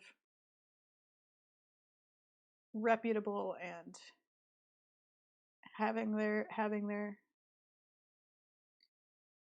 crap together. Stop making. Oh, yeah. Now that you've attempted to make, I'll tell you how quail will become easy when you've made like dozens of them. When you have also made whole flocks of quail, you'll be like, oh yeah, I know how to do this. Like I've got a thumbprint wing technique down now. Like there's just a way that this gets done. I have a whole system.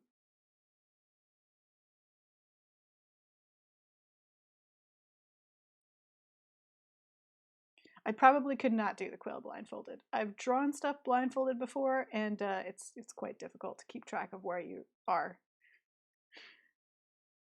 by touch alone.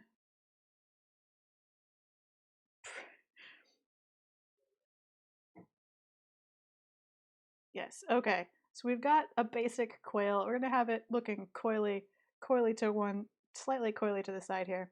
I've tried hard. I'm gonna do some editing here just to make sure that it stands up pretty well. I've tried hard to make it not leaning way forward because as we learned with the lady hat quail, that did not work. Um, we can't be too front heavy or quail will just tip right over. So this is a nice shaped quail. I'm pleased with the shape of this quail. It feels feminine somehow, which is kind of the goal, even though there's no real quail shape difference. It's all colored. It's all color variation and plumage. That's fine. I like it. They have their shirt together. Exactly Figment's made.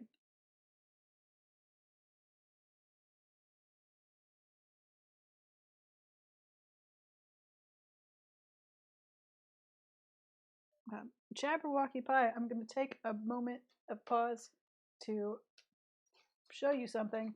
If I can pull it out from underneath the great pile of stuff over here. Is it underneath this pile? Yeah, it is. If you want to work with Sculpey, if you want to do some sculpting yourself in polymer clay, I recommend Super Sculpey, Gray, Medium Blend. They did not make Medium Blend for a long time. It's fairly new. It is perfect. It is the perfect hardness. The soft was too soft. The hard was too hard. I used to actually mix them together. Medium is perfect. This is what I use for my stamp. It's what I use, excuse me, for any kind of like stamping print stuff. It's what I made Auntie Shepherd's seal, her Soe sheep seal out of. I highly recommend. It's a little bit more expensive than regular Sculpey, but it is not brittle once you bake it. It is extremely strong. I've got something. Where's my pile of stuff? I've got the beginning of that chameleon that I've still not finished here, and it's nice, sturdy. Highly recommend.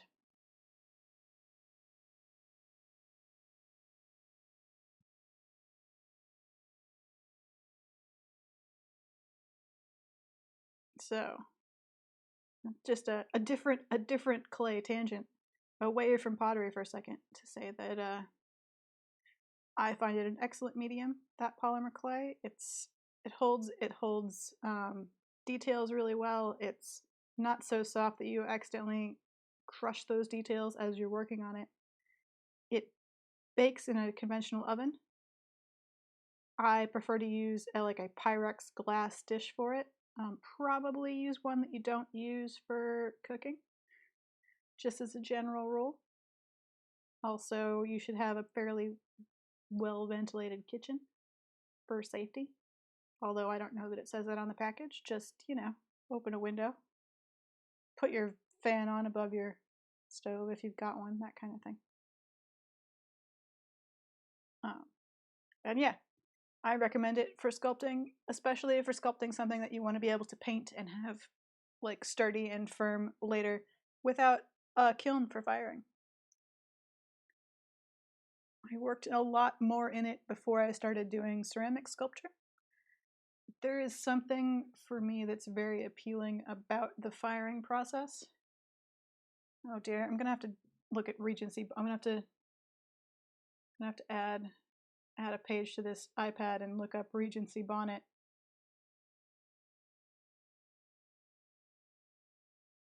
No, not Regency ballroom.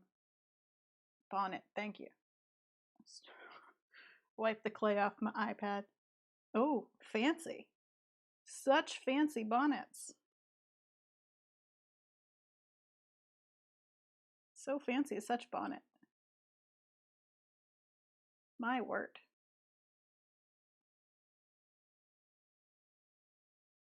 Let's see. That's a good image to be getting on with. No worries, Jabberwocky Pie.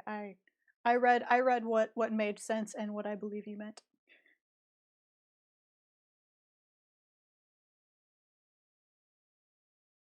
Yeah, you could just set it on aluminum foil or parchment paper in the oven. I like Pyrex glass because a lot of times I'm relying on something to stay fairly flat so that it doesn't wobble. Like if I'm sculpting a stamp or a coin. So I like to have, I usually put, so I like to just put it on Pyrex because Pyrex holds a nice even heat.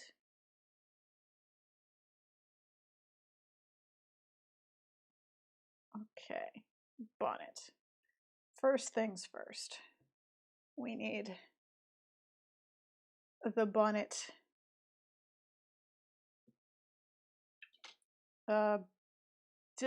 sun shield. I don't know what, the brim, I guess.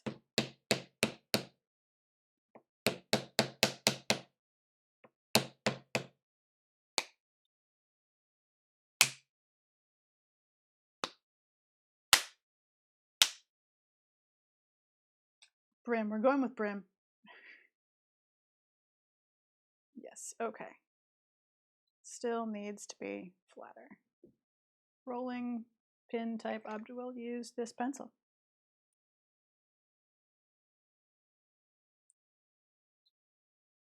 Thank you for your service, pencil.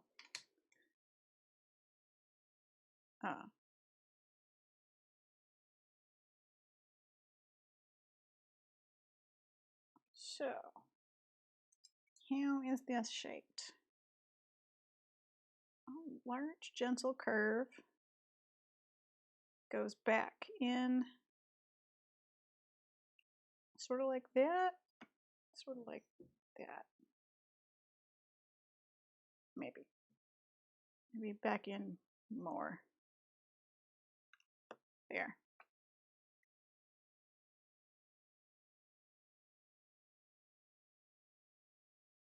So yeah, any questions about polymer clay, which you can use to sculpt some quail along with the chat, along with the stream, please let me know.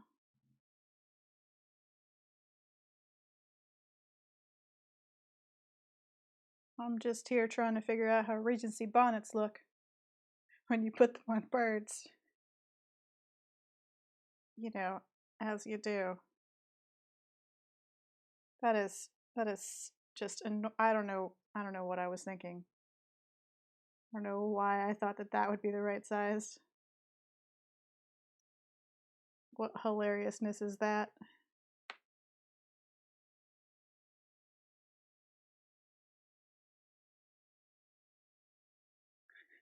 Yes, when you put them on birds is the tricky part. It's true.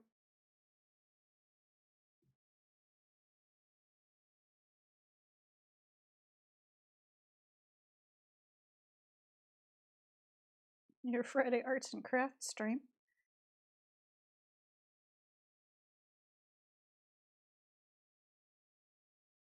Is that, I mean, yeah, that feels like Regency bonnets appear to have been kind of hilariously large.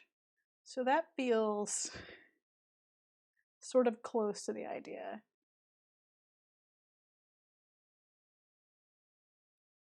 Yeah, sort of ridiculous. That's the impression I am getting. You know what I need to do though before I do this? I need to do the quail eyes. Because they're going to be up under the bonnet.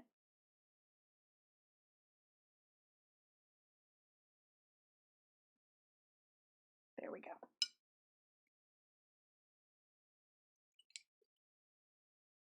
Also,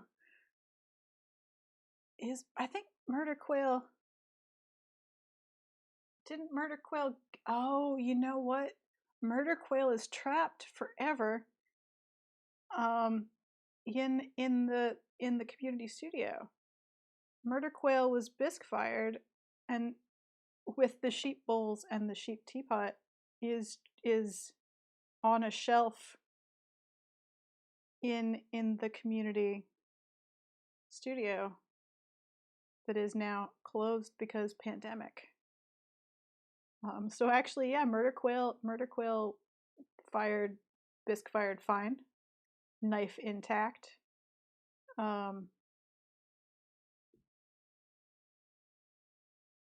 And was waiting to be glaze fired. And is trapped in that limbo now. Unfortunately. I have not come up with a solution for what to do about them. I don't know exactly who has the authority to let me retrieve them. And up until recently, I was just like, well, it'll be fine. I will wait until things reopen. And now I'm not convinced that that the waiting is doable. I'm starting to suspect that a city-run community art studio is going to be one of the last things that gets reopened. And I kind of want my stuff back. Kind of want Yeah, there's the murder quail, the chickadee and riveted teapot set is there, mostly glazed actually, and just trapped. The two sheep bowls and the sheep teapot are all trapped in the shut up studio.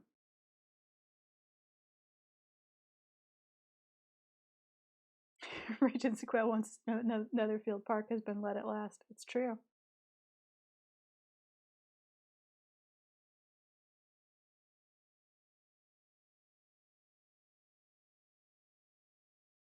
Such excitement.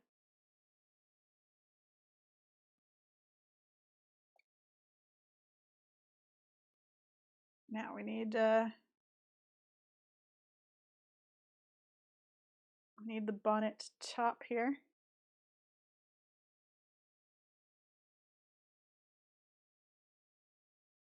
Yeah, I don't. So we're I'm working on the appropriate way to retrieve the bisque fired pottery that's just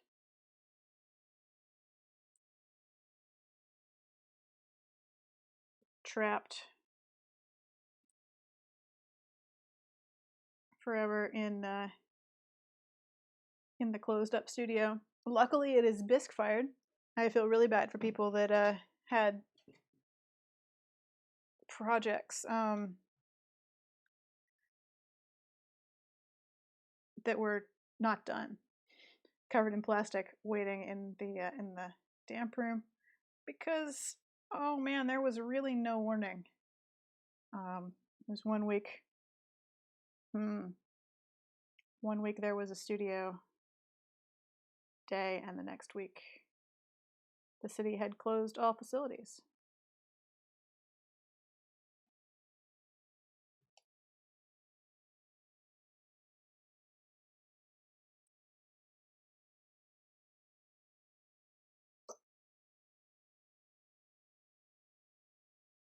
So yeah, gotta try and get that stuff back now that I've got a place that will fire. The place that is firing is talking about renting out pottery wheels, which is so tempting, except I don't know where I would put it or how I would use it in my house. And yet I want to. Free murder quail. Oh no.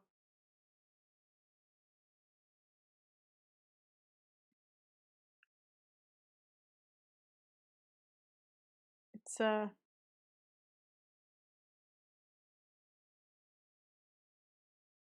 name murder quail does not inspire a lot of confidence, it must be said.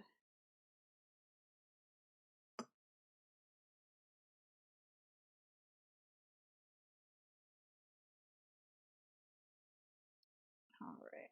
We'll get this bonnet attached and then we'll figure out how to do the folds of it. Is my plan, for better or worse.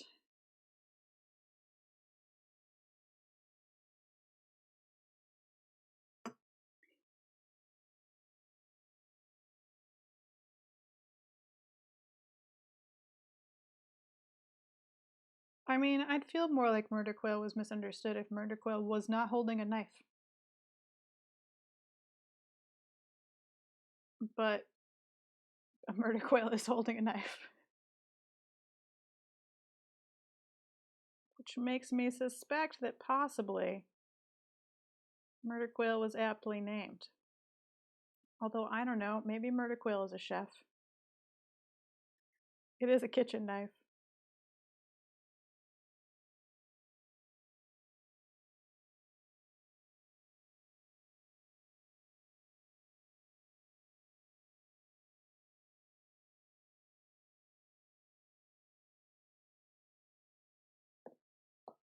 Knives, yes, knives can be used for lots of things.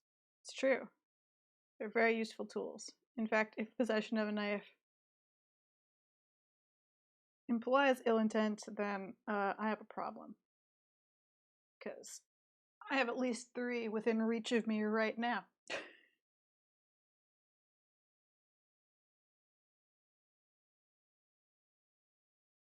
So, fairness.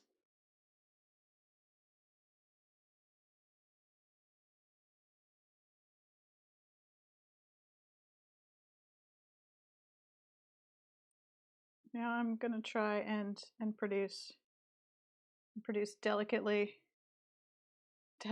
rumpled lines of fabric on this bonnet.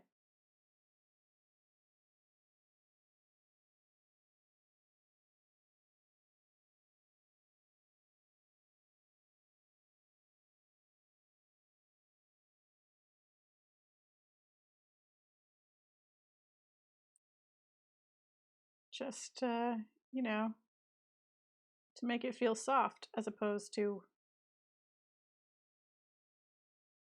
ceramic.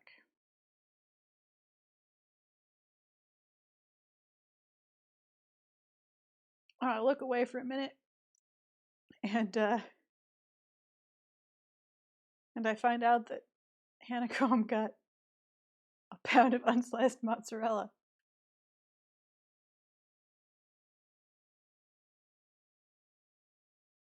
I mean, I agree that the name with the knife is a question, but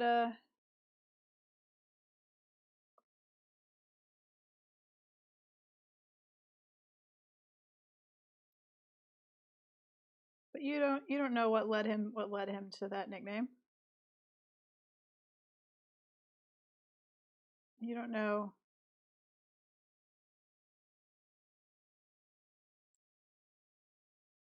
why he feels the need to be called Murder Quail.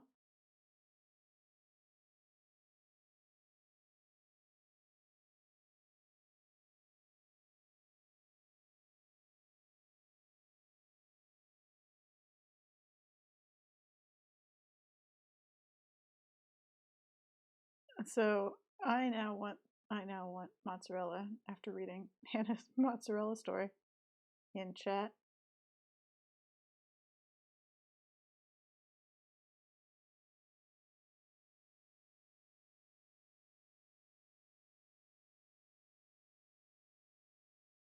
Trying to get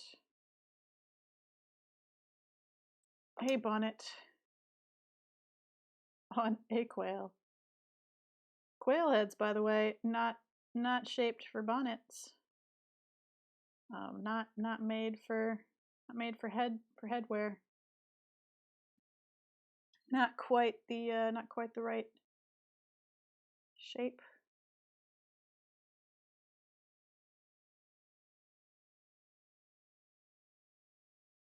But we're gonna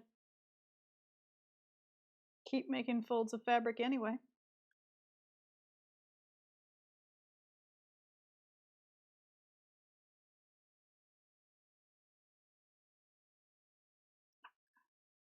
Till we feel like it looks.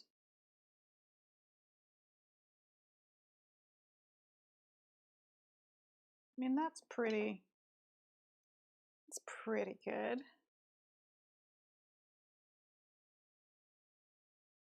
Smooth that out there.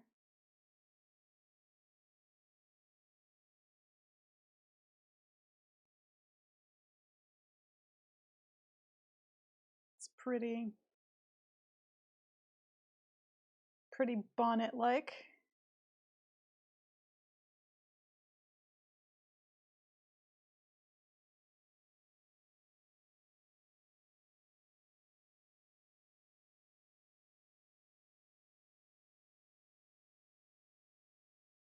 It's true. I know what's in Murder Quail's heart. Let's see. I want to. Do I want to have some? Nope. Definitely don't. I've totally changed my mind. Mistakes were made. Okay. We're going to do the bow under the chin last, because that's going to be fragile. And now we've got to figure out a dress. So, neckline, sort of like the toga, I think. Up here. Maybe a little bit risque, a little bit lower. You know. Just a little, showing off a little bit more. Jars of pre-made. They might be scientists discovered the grocery store has jars of pre-made cream cheese frosting. Oh dear. Picturing they might be scientists sitting at home eating cream cheese frosting with a spoon out of a tub.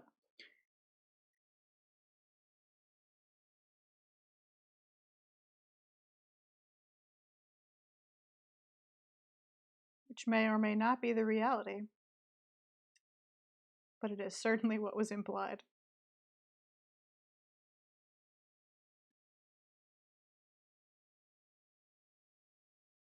Ah, good. I have read the situation correctly.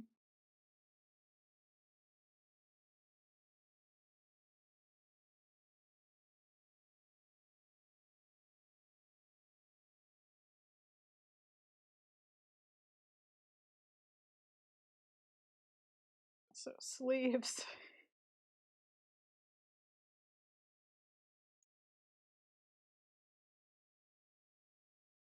And oops. Ah, well, we'll leave it. It's fine.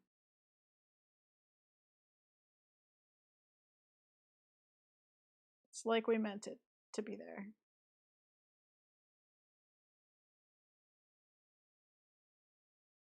Quail sleeves.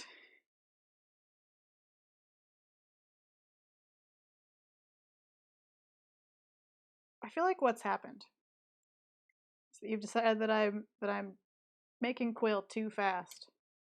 And that what you have to do is find a way to slow it down. And what you've hit upon is clothing.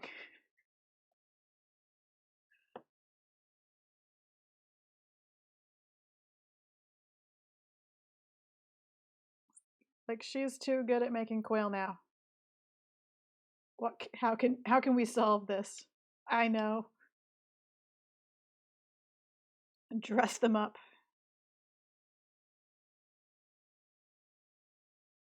Although I think I did start it with the quail and the top hat. So I bear some responsibility for what's happened here.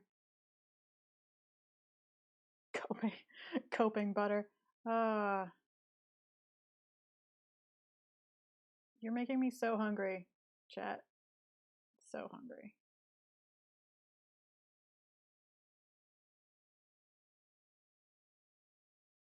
I was gonna make blueberry muffins, but I might just have to like put sugar on an English muffin and put blueberries on it and be like, it's a muffin. I don't think I can wait for the baking part to happen. Now we need, oh, I wish I had lace just here around, but I don't. I have lace other places. I would really like to press it into the top of this. Okay, we'll do that later. I'll show you a picture on Twitter. Coping chocolate buttercream. Okay, I'm gonna hold this up a little bit. So we're gonna start doing details. So I'm gonna try and get you guys the focus you deserve.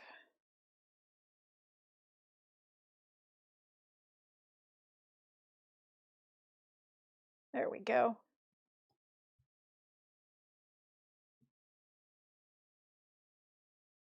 Just gonna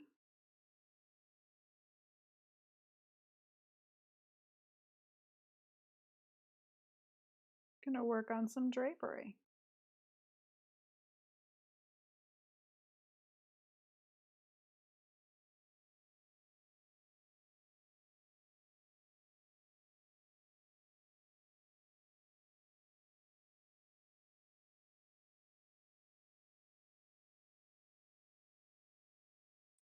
And then what we'll do at the end is I'll press some lace into the very top.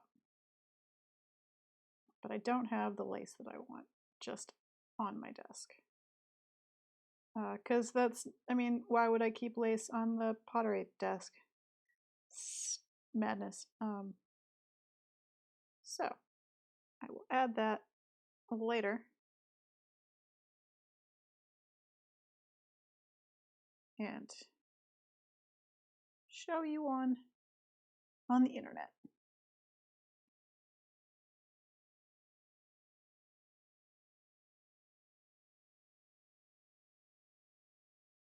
Must be in want of another quail.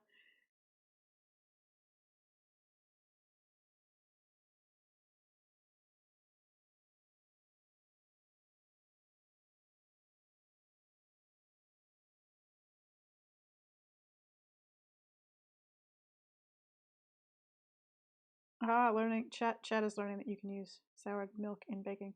Also, buttermilk lasts way longer than it implies that it will. So remember that in your future. The buttermilk will have a date. The date is a lie. The buttermilk is almost certainly fine.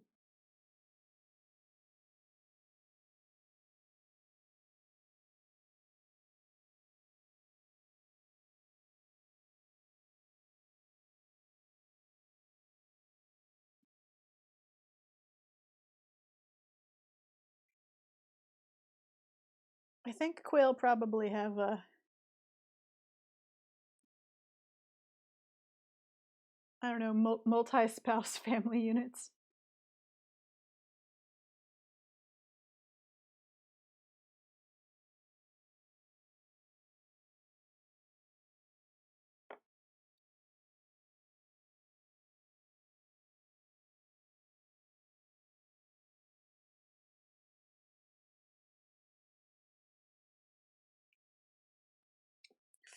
Feels like quail or poly.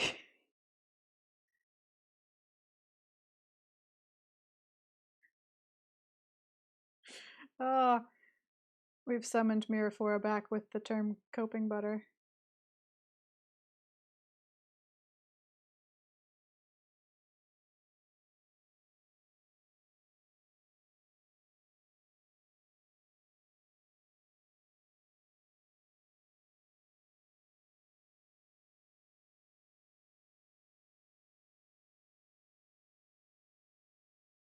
Getting some pleats in there. So that's feeling pretty solid. It's a little bit more stylized in the pleating than the toga, but there's a lot more pleating to go around. And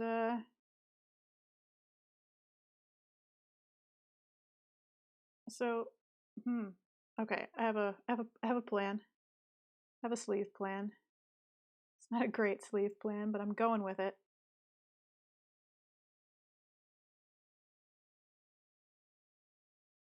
We're going to mimic the sort of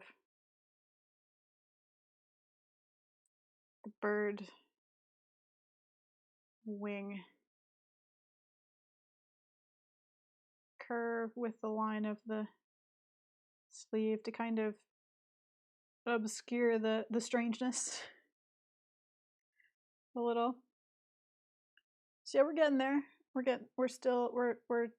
a little front heavy, but not so front heavy, I think, that we will tip right over. I don't know. We're a little bit wobbly.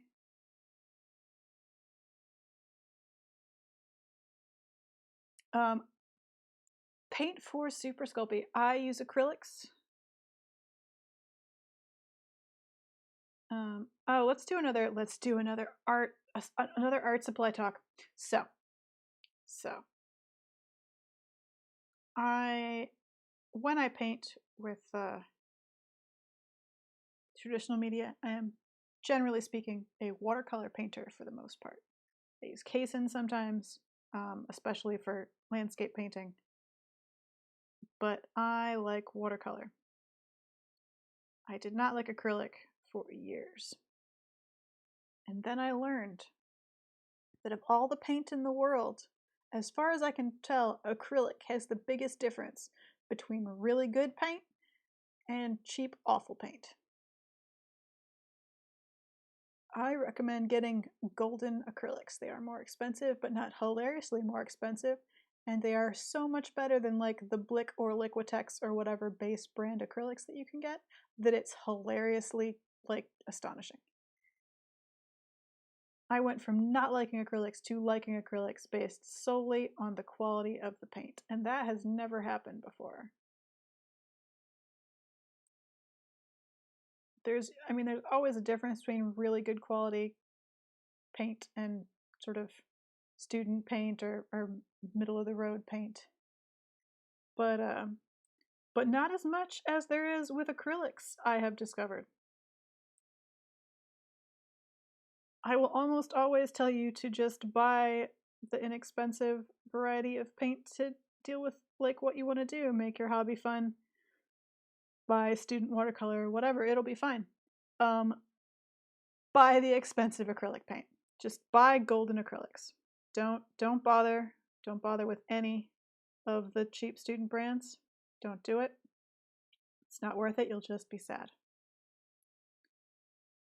It is worth your extra income if you want to use acrylics to buy the good acrylic paint. That is the one time I'll be accept no substitutes. Don't use cheap paint. Use cheap watercolor, use cheap gouache. I don't think there is cheap Cason. I think there's probably like only one Cason manufacturer. But buy the expensive acrylic paint. This is the art supply rant for the day.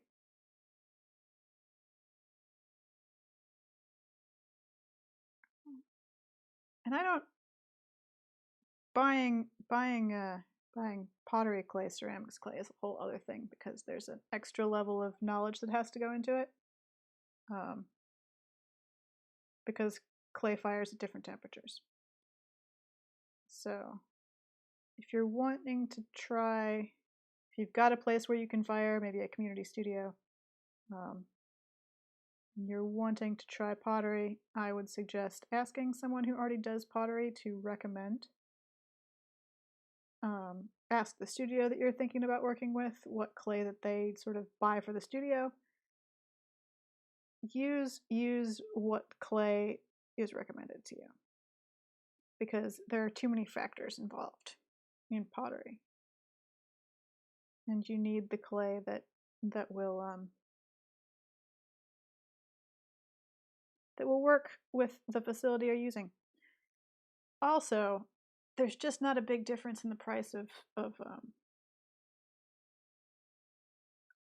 pottery clay. I mean, you can get more expensive pottery clay, but when you're talking about sort of the cost of various 25-pound blocks, it's between $12 and $20, and that's kind of your range, unless you're doing something like porcelain, something very specific. Then you're looking at $12 to $20. That's sort of a universal range.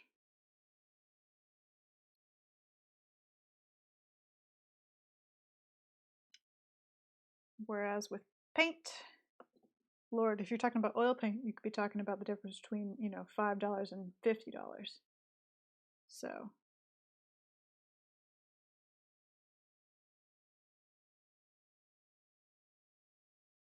yeah, the cost of paint can be a problem. But acrylic is already a fairly inexpensive paint. Oh, let's see. What? Oh, also when buying paint, know that the minerals that go into the paint that you're buying affect the cost of the paint. So cadmium red will be more expensive than, for example, an alizarin crimson or a vermilion. So you can also save a lot of money on paint by doing a little bit of research on your colors, knowing kind of what colors look like, what kind of colors you're going to need, and getting, a Naples yellow instead of a cadmium yellow, or a lemon yellow, getting less expensive pigments to work with.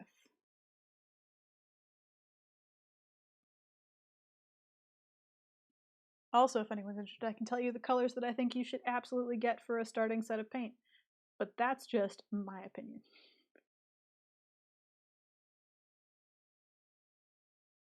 Just my opinion that I am willing to shout to the world. Other artists have distinct and separate opinions on the colors that you absolutely need, I'm sure. I suspect that every artist kind of has their favorite set of colors, their go-to paint tones.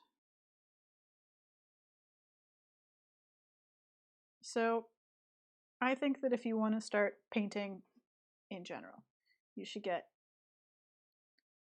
burnt and raw umber, burnt and raw sienna, black and white, although people argue with you about that, but get black and white. And then my favorite set is cobalt blue, Naples yellow, a vermilion, and an alizarin crimson. I feel like with those colors, you can pretty much make what you need. You can replace the vermilion with a cadmium. You can add in an ochre or cadmium yellow, but I like Naples yellow. Be careful with Naples yellow. It can be sort of semi-transparent. So if something is called a hue,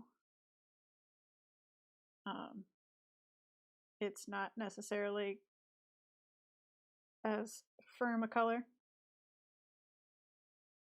But Naples yellow is a really lovely yellow, and it goes really well with cobalt blue. They're one of my favorite base palettes.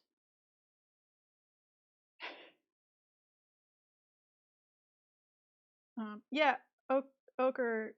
The mineral, not the plant that you can deep fry. Deep fried ochre. So good. Anyway, that's my base palette recommendation. It's what I have in my tiny travel watercolor palette. And it makes basically what you need.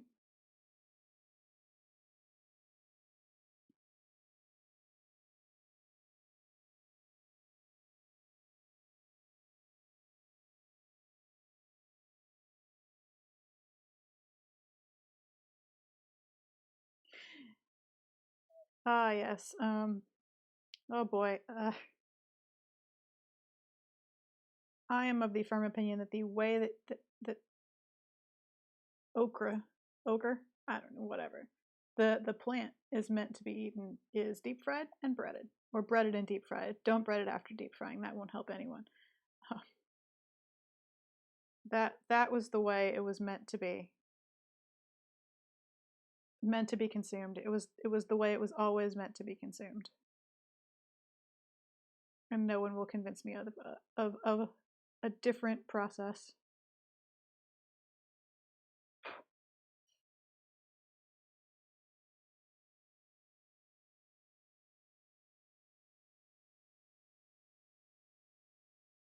So there you go. There's my there's my very firm paint opinions. I hope that they are helpful.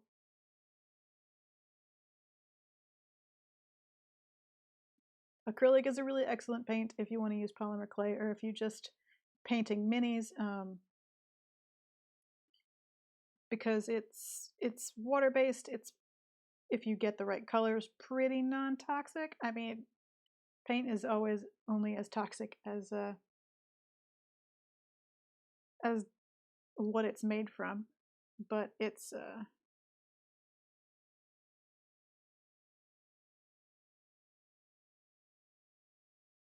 better than oil paint or those little those little sort of model paint containers. You don't need ventilation to work with acrylics like you would with an oil paint. Or like a car paint.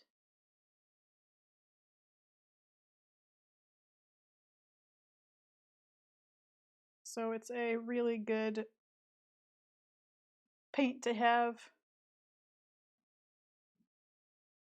Now we need the waist belt. Or the Empire waist. It's not really a... Put that there. Anyway, yeah, it's... Because watercolor won't really allow you to paint on a sculpture or wood or any kind of surface like that. So...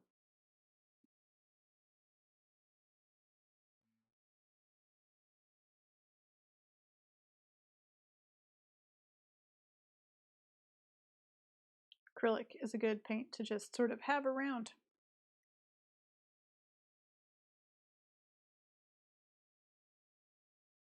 Yeah, no problem, Jabberwocky Pie. You can also just holler at me on Twitter if you've got questions, either DM or publicly, and I will try to help art supply you up. Yeah, don't also... Cobalt is also poisonous. Don't lick your fingers. Basically, don't paint with your fingers. It's not a great idea. I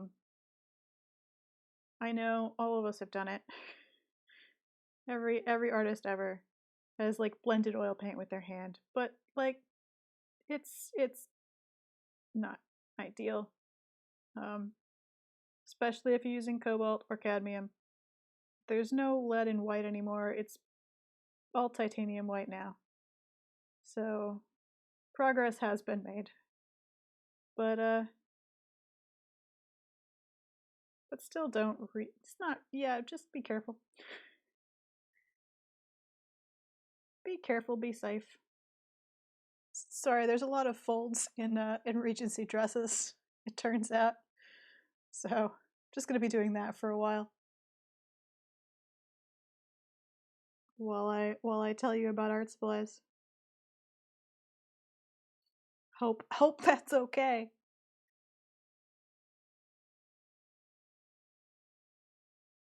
You wanted drapery, you got drapery.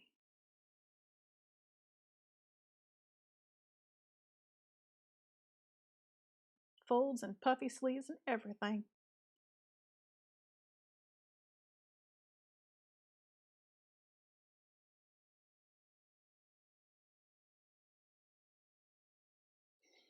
Just giving you the tour there.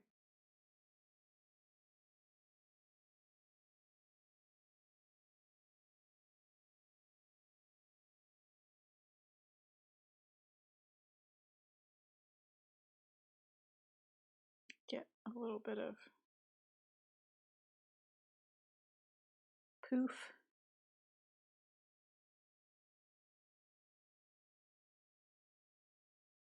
Kind of like... Oh yeah, I like that. That shape's kind of fun. Go with that.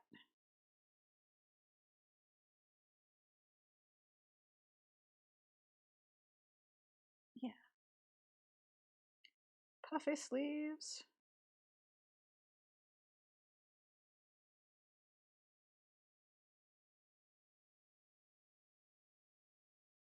So yeah, super Sculpey. Golden acrylics. I won't usually brand name you, but those two things deserve a shout out.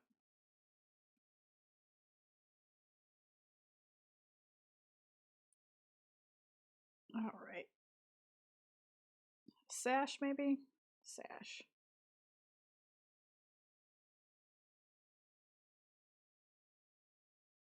Yeah, there's always a sash. Needs some kind of... I'll put that lace on that too.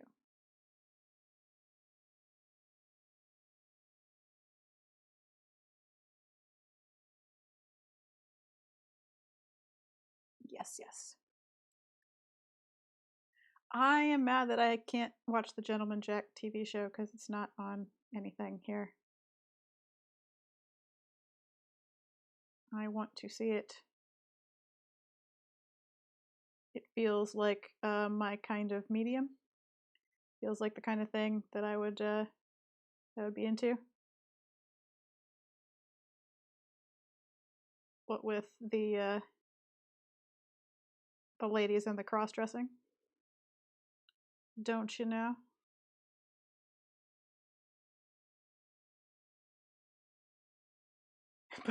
but there are ways. Ah, fair enough.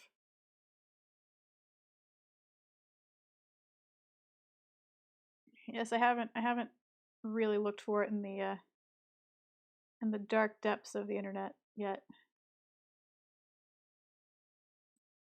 I'm gonna smooth that sash a little bit here.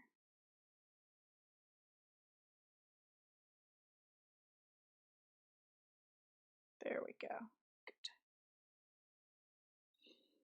And then I guess we'll just hint at it like here, where it would be kind of coming around the front.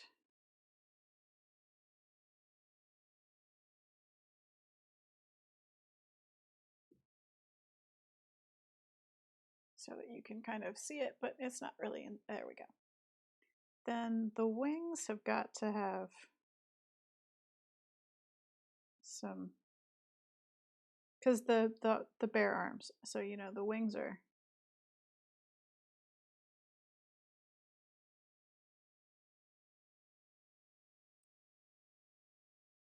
uncovered, as it were. Oh, where's my little stampy? Where's my little feather stamp? We gotta do some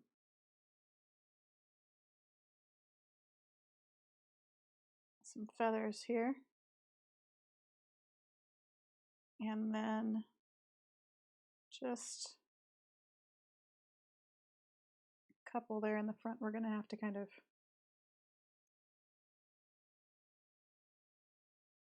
manually finish those.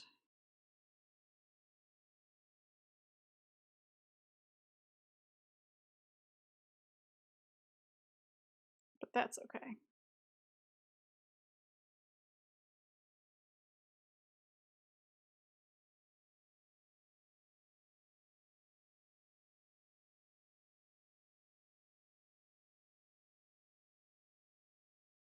Just some detail lines, feathers, because we want it to be clear what's dress and what's bird. And almost time for the ribbon.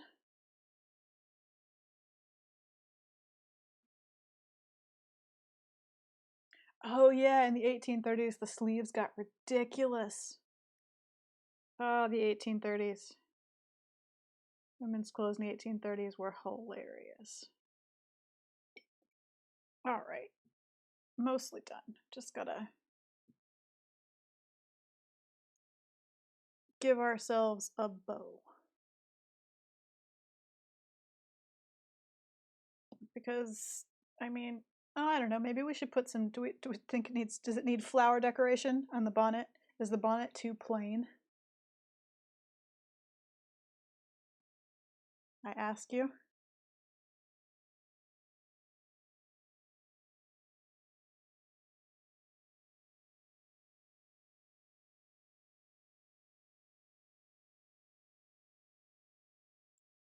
Ah, discussion of the historical accuracy of outfits and frockflix.com. Flower decoration could be cool.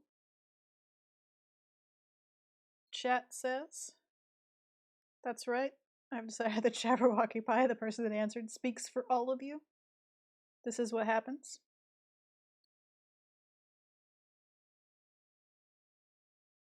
So, I'm trying to get a really thin coil here rolled out. Because I'm gonna kind of squish it. So I want it to be, oh, so small. Okay. Then, nope. See, then it does that, which is a problem. It's just so small. Any bit that I can get, nope, it's just too dry and too thin. Okay. Let's try it with more water. Ferns, flower or ferns.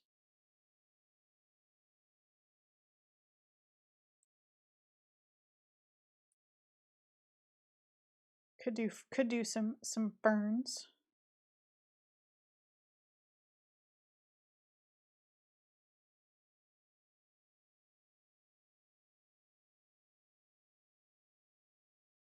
Assuming we get this bow to work. Just putting more and more water on it as I go.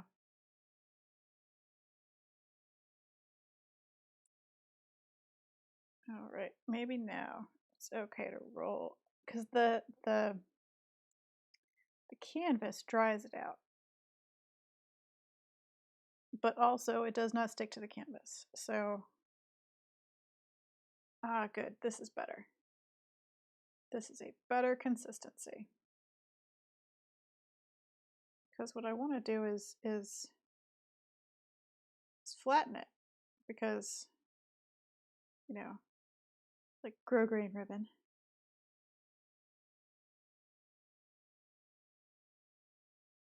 And then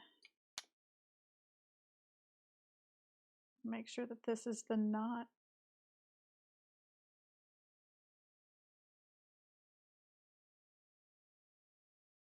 Of the bow.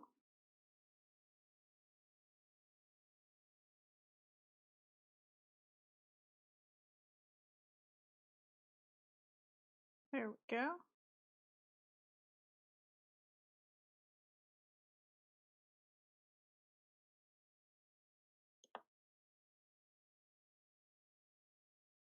Make that bow droop a little bit there.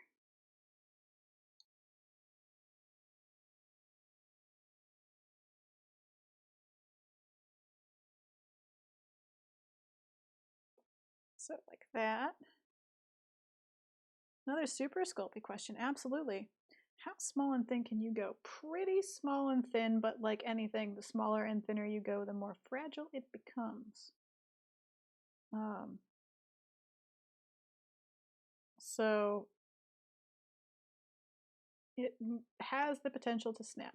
However, because you're baking it in a conventional oven at a very low temperature, you can put wire inside of Super Sculpey with no problems. So if you're going, for example, you're making a D&D mini, and you want it to be, you know, like a mini, and you're doing a little tiny sword or something, you can take just some fine. This is too fine.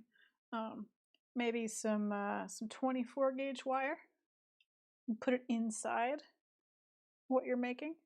Roll that Sculpey around it, and that will help strengthen it. So you have more options with an armature with Super Sculpey.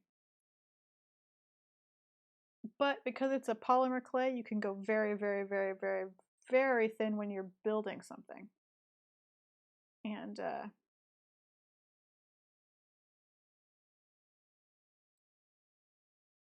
don't want to cover all of my nice trailing ribbons.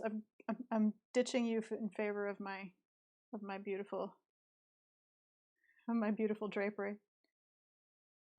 So yeah, because it's polymer clay, it doesn't crumble like what I was getting with the ceramics when I was just doing that. So you can go awfully thin and it will hold its shape, because it wants to stick to itself. And it's got very, very fine particles, molecules, I don't, you know, science.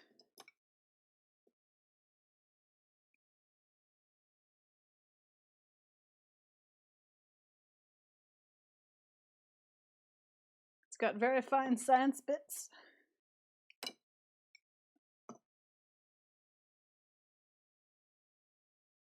So you can go quite small.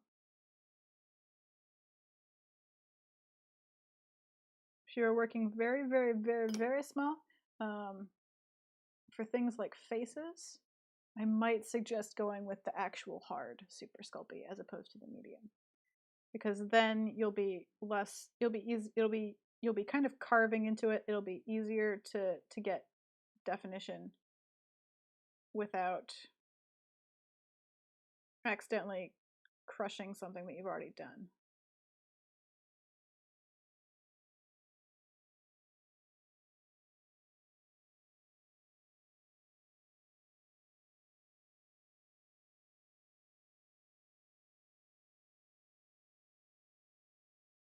But it's a pretty versatile and useful medium.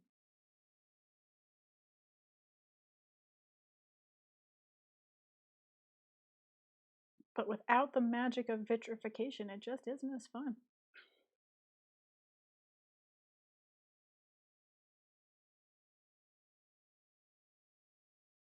I'm working on the bow because I took away the trailing ends because it was covering my carefully arranged pleats and folds, and that made me sad. You're very welcome.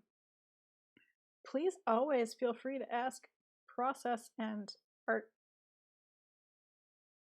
material questions in chat. I love answering them a lot. I would just tell you about the clay I'm using for half the stream if I didn't think that that would be a bad idea. So please do ask. I will tell you everything I know.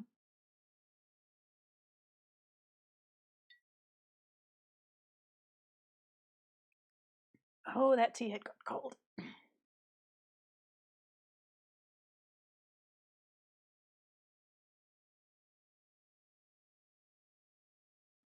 Get the last bits of detail. Almost done with Regency quail. We're gonna make it right in time. I will share with you a thought I had while I was on break about the frog, or about frogs in general, which is what if a stack of 3 frogs with a tiny, like that, about the size that we did, and then a tiny frog on top of that, and then a bigger frog under that, but the bigger frog on the bottom is a box.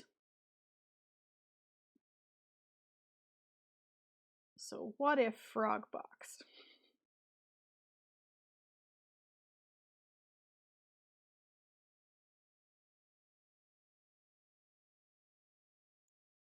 What if frog box and pile of frogs? That sounds fun. Who doesn't like a pile of frogs?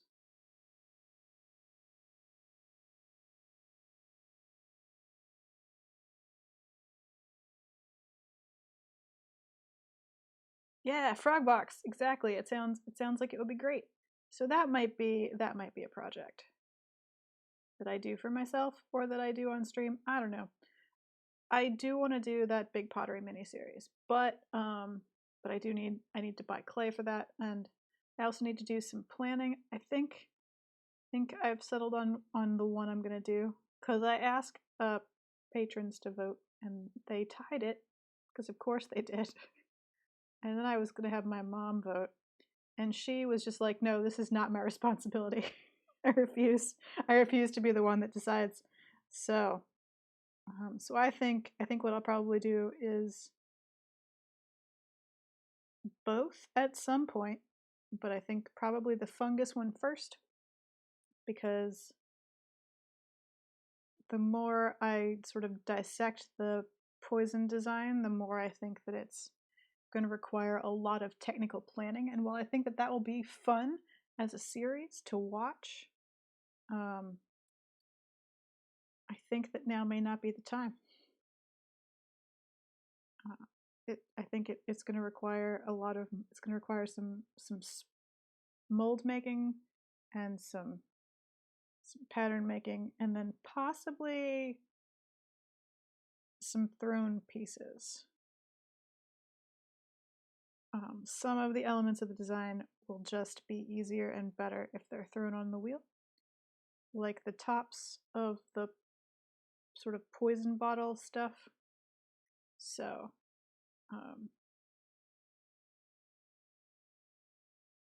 so there's that.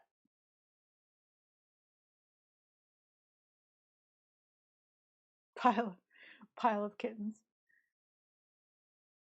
So we may still be waiting a few weeks for the start of the great pottery series build, but that will happen. In the meantime, though, I kind of want to do a frog box and a pile of frogs.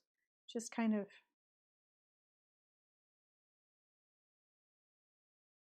feels like a fun thing.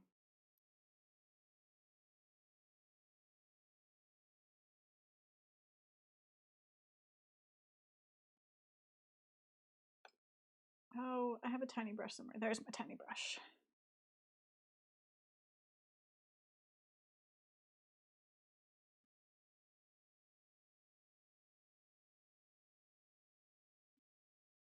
Tiny brush is for tidying up things like this.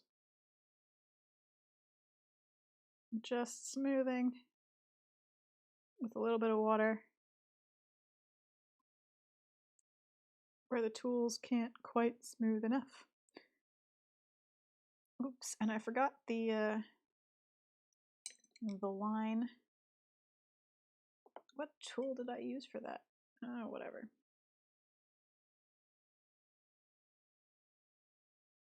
Oops. Mistakes were made.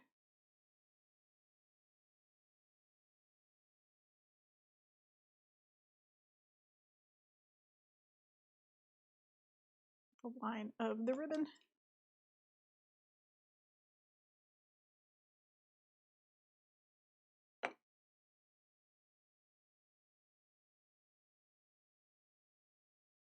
Yes, yes. Pile of frog sounds like an animal. It does. Pile of frog sounds like an Animal Crossing recipe you make with 2 lumps of clay. That is so true.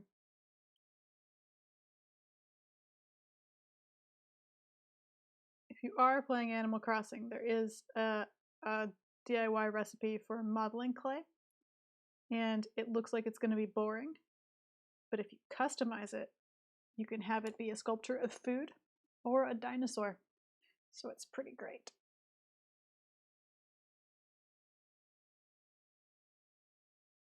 So if you find that one, do not dismiss it. It is actually super adorable.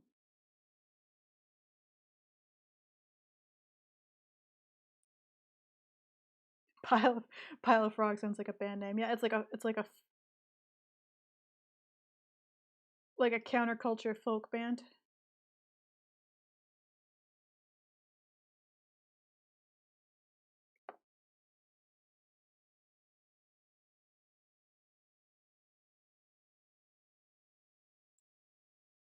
Counterculture folk band on NPR. And that was Pile of Frogs playing their hit single Tadpole.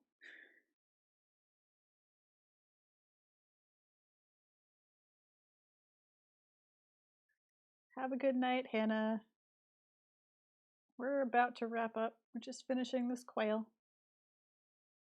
Finishing our Regency quail. Tidying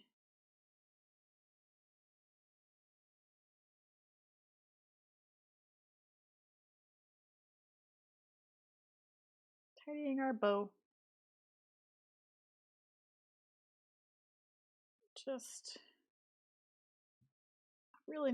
I just need to tie something into a knot. Let's see, what do I have around that can be tied into a knot? Nothing, of course. Ah, wait, here's just a trailing piece of string.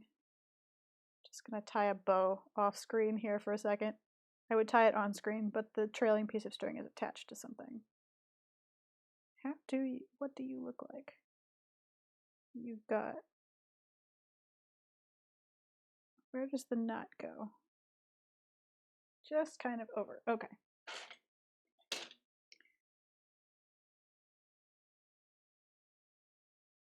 The only place.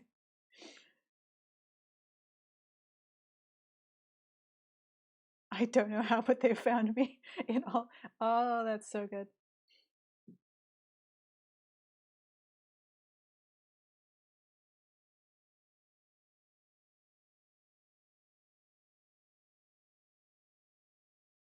Good old NPR.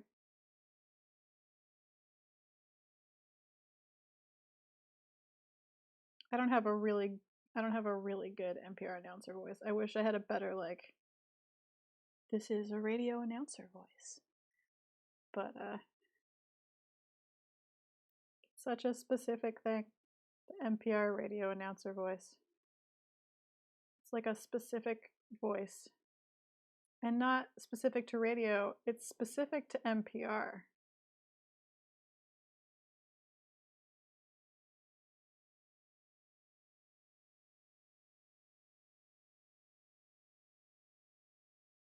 Ooh, mad science vibes.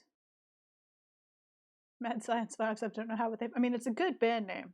I don't know how, but they found me.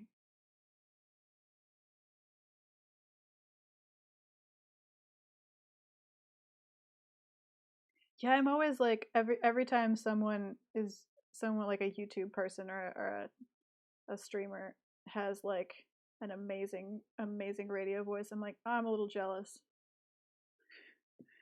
I'm a little jealous of like your smooth jazz radio voice.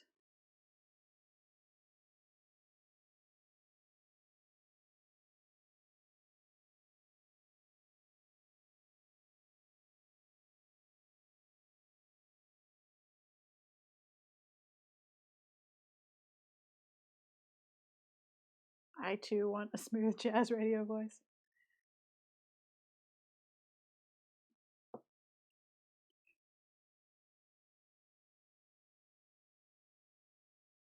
Yeah, so you get used to your own voice. I used to not be able to listen to even my own scratch recordings without being very uncomfortable. And now that I've been streaming for a while, just kind of over it. You just kind of get used to it. Just like, well, that's what I sound like when it's not in my own head. Seems fine. Because I don't think it's largely not objective. I think that mostly it's that we're hearing a voice that does not sound like the voice that is echoing in our head when we talk, and that is uncomfortable. Like seeing yourself in a photo where you're not mirrored, where you look at yourself in the mirror and you're the other way.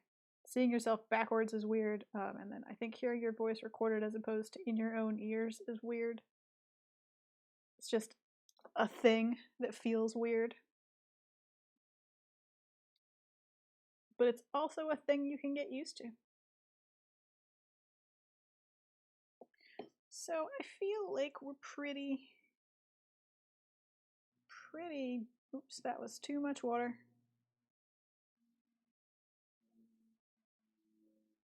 To spread that out some.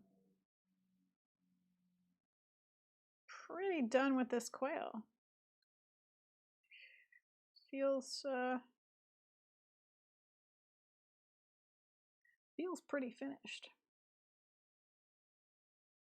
So back, sash and wings, bonnet, puffy, little puff sleeves, little short puff sleeves.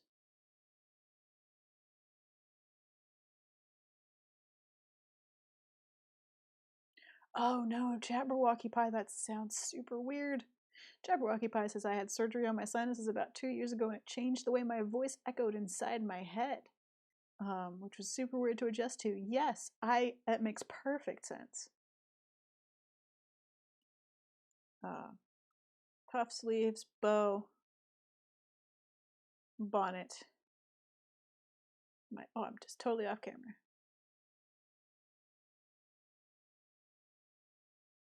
Regency quail is a pretty solid costume quail. I'm gonna, before I forget again, add a stamp. Does Regency quail tip over forward? No, Regency quail so far sits without falling. It's a good sign. It's all pretty solidly done. Get that. For our wrap up, we'll fetch out our frog just so we can all see the whole of our progress today. We haven't done a lot of big things, but we've got a frog here.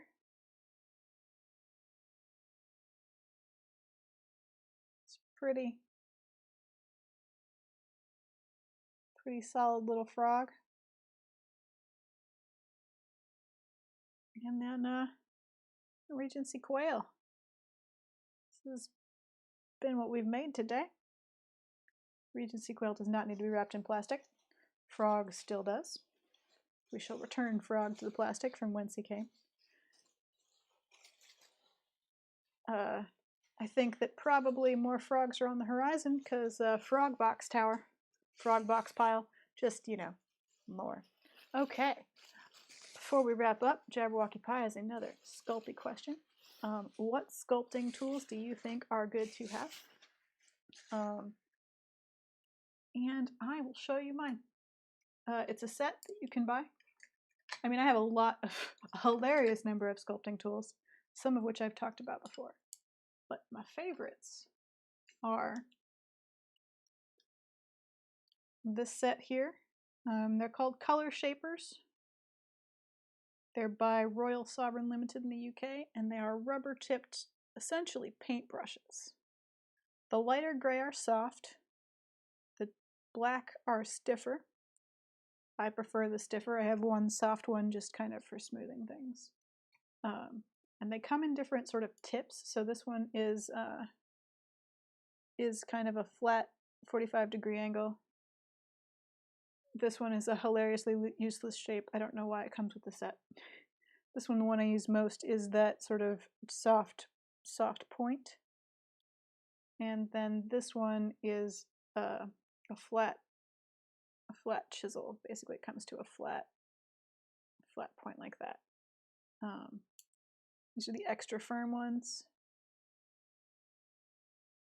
Clay shaper and size 0. You can get them in other sizes. I do a lot of tiny work with polymer clay, but if you do larger work, you might want to get larger tools.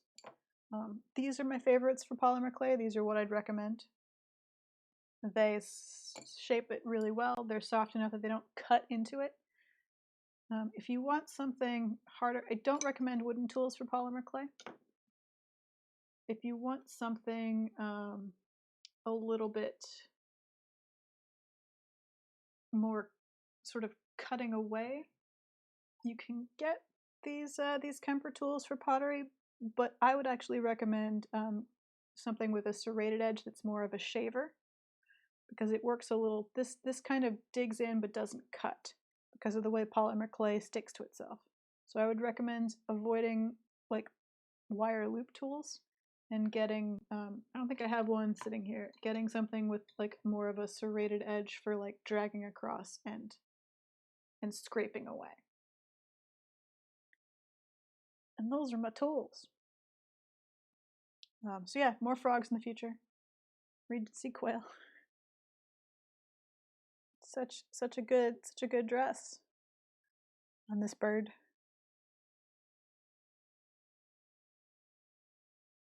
I did not at any point in my life predict what I would be doing at some point is live sculpting quail dressed as Regency ladies. So thank you.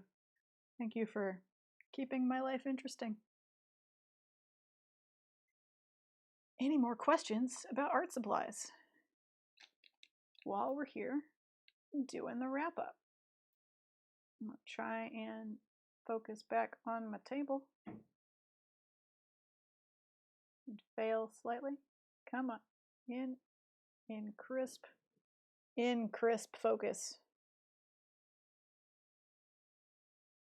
So sensitive. Good enough. We'll put my favorite little clay shaper tool here. Make a little decorative pile. Oh, those are kind of the tools. The rest of it's mostly ceramics tools. I'm glad that you guys had fun and enjoyed it. I will, as usual, post some photos a little bit in a few minutes after I wash my hands. Post some photos on Twitter of what we made so you guys can see sort of a better, clear image. I will see you guys again on Monday for Monday Shelter in Place. I think probably what's going to happen is we may sort of settle into a Monday's digital art, Friday's pottery kind of thing. We'll see. That's kind of my plan for this next week anyway. We'll see how it goes. I don't know what I'm drawing on Monday. It sort of depends on what I start over the weekend. So I'll see you guys then. I don't know if you're the usual people, you know, but I have a Patreon. You can join. It's got different tiers. They're named after quail. It's pretty adorable. You can find me on Twitter. I'm behind on putting these up on YouTube, but usually these are archived on YouTube. Since there have been such weird technical difficulties lately, I've not had time to kind of piece and edit the broken bits together. But they will eventually be up on YouTube, so you can watch things you missed. Best way to spend Friday night in 2020? Thank you, Figments Made. That's awesome. So yeah, I hope that you guys had fun. I did. I liked the frog. I always liked sculpting drapery, which is weird and a thing that 20-year-old me in college never would have said out loud. Have a safe weekend, everybody. Be well. Be kind. Again, Black Lives Matter. Be safe if you protest. And I will see you on Monday. Have a good night. Bye.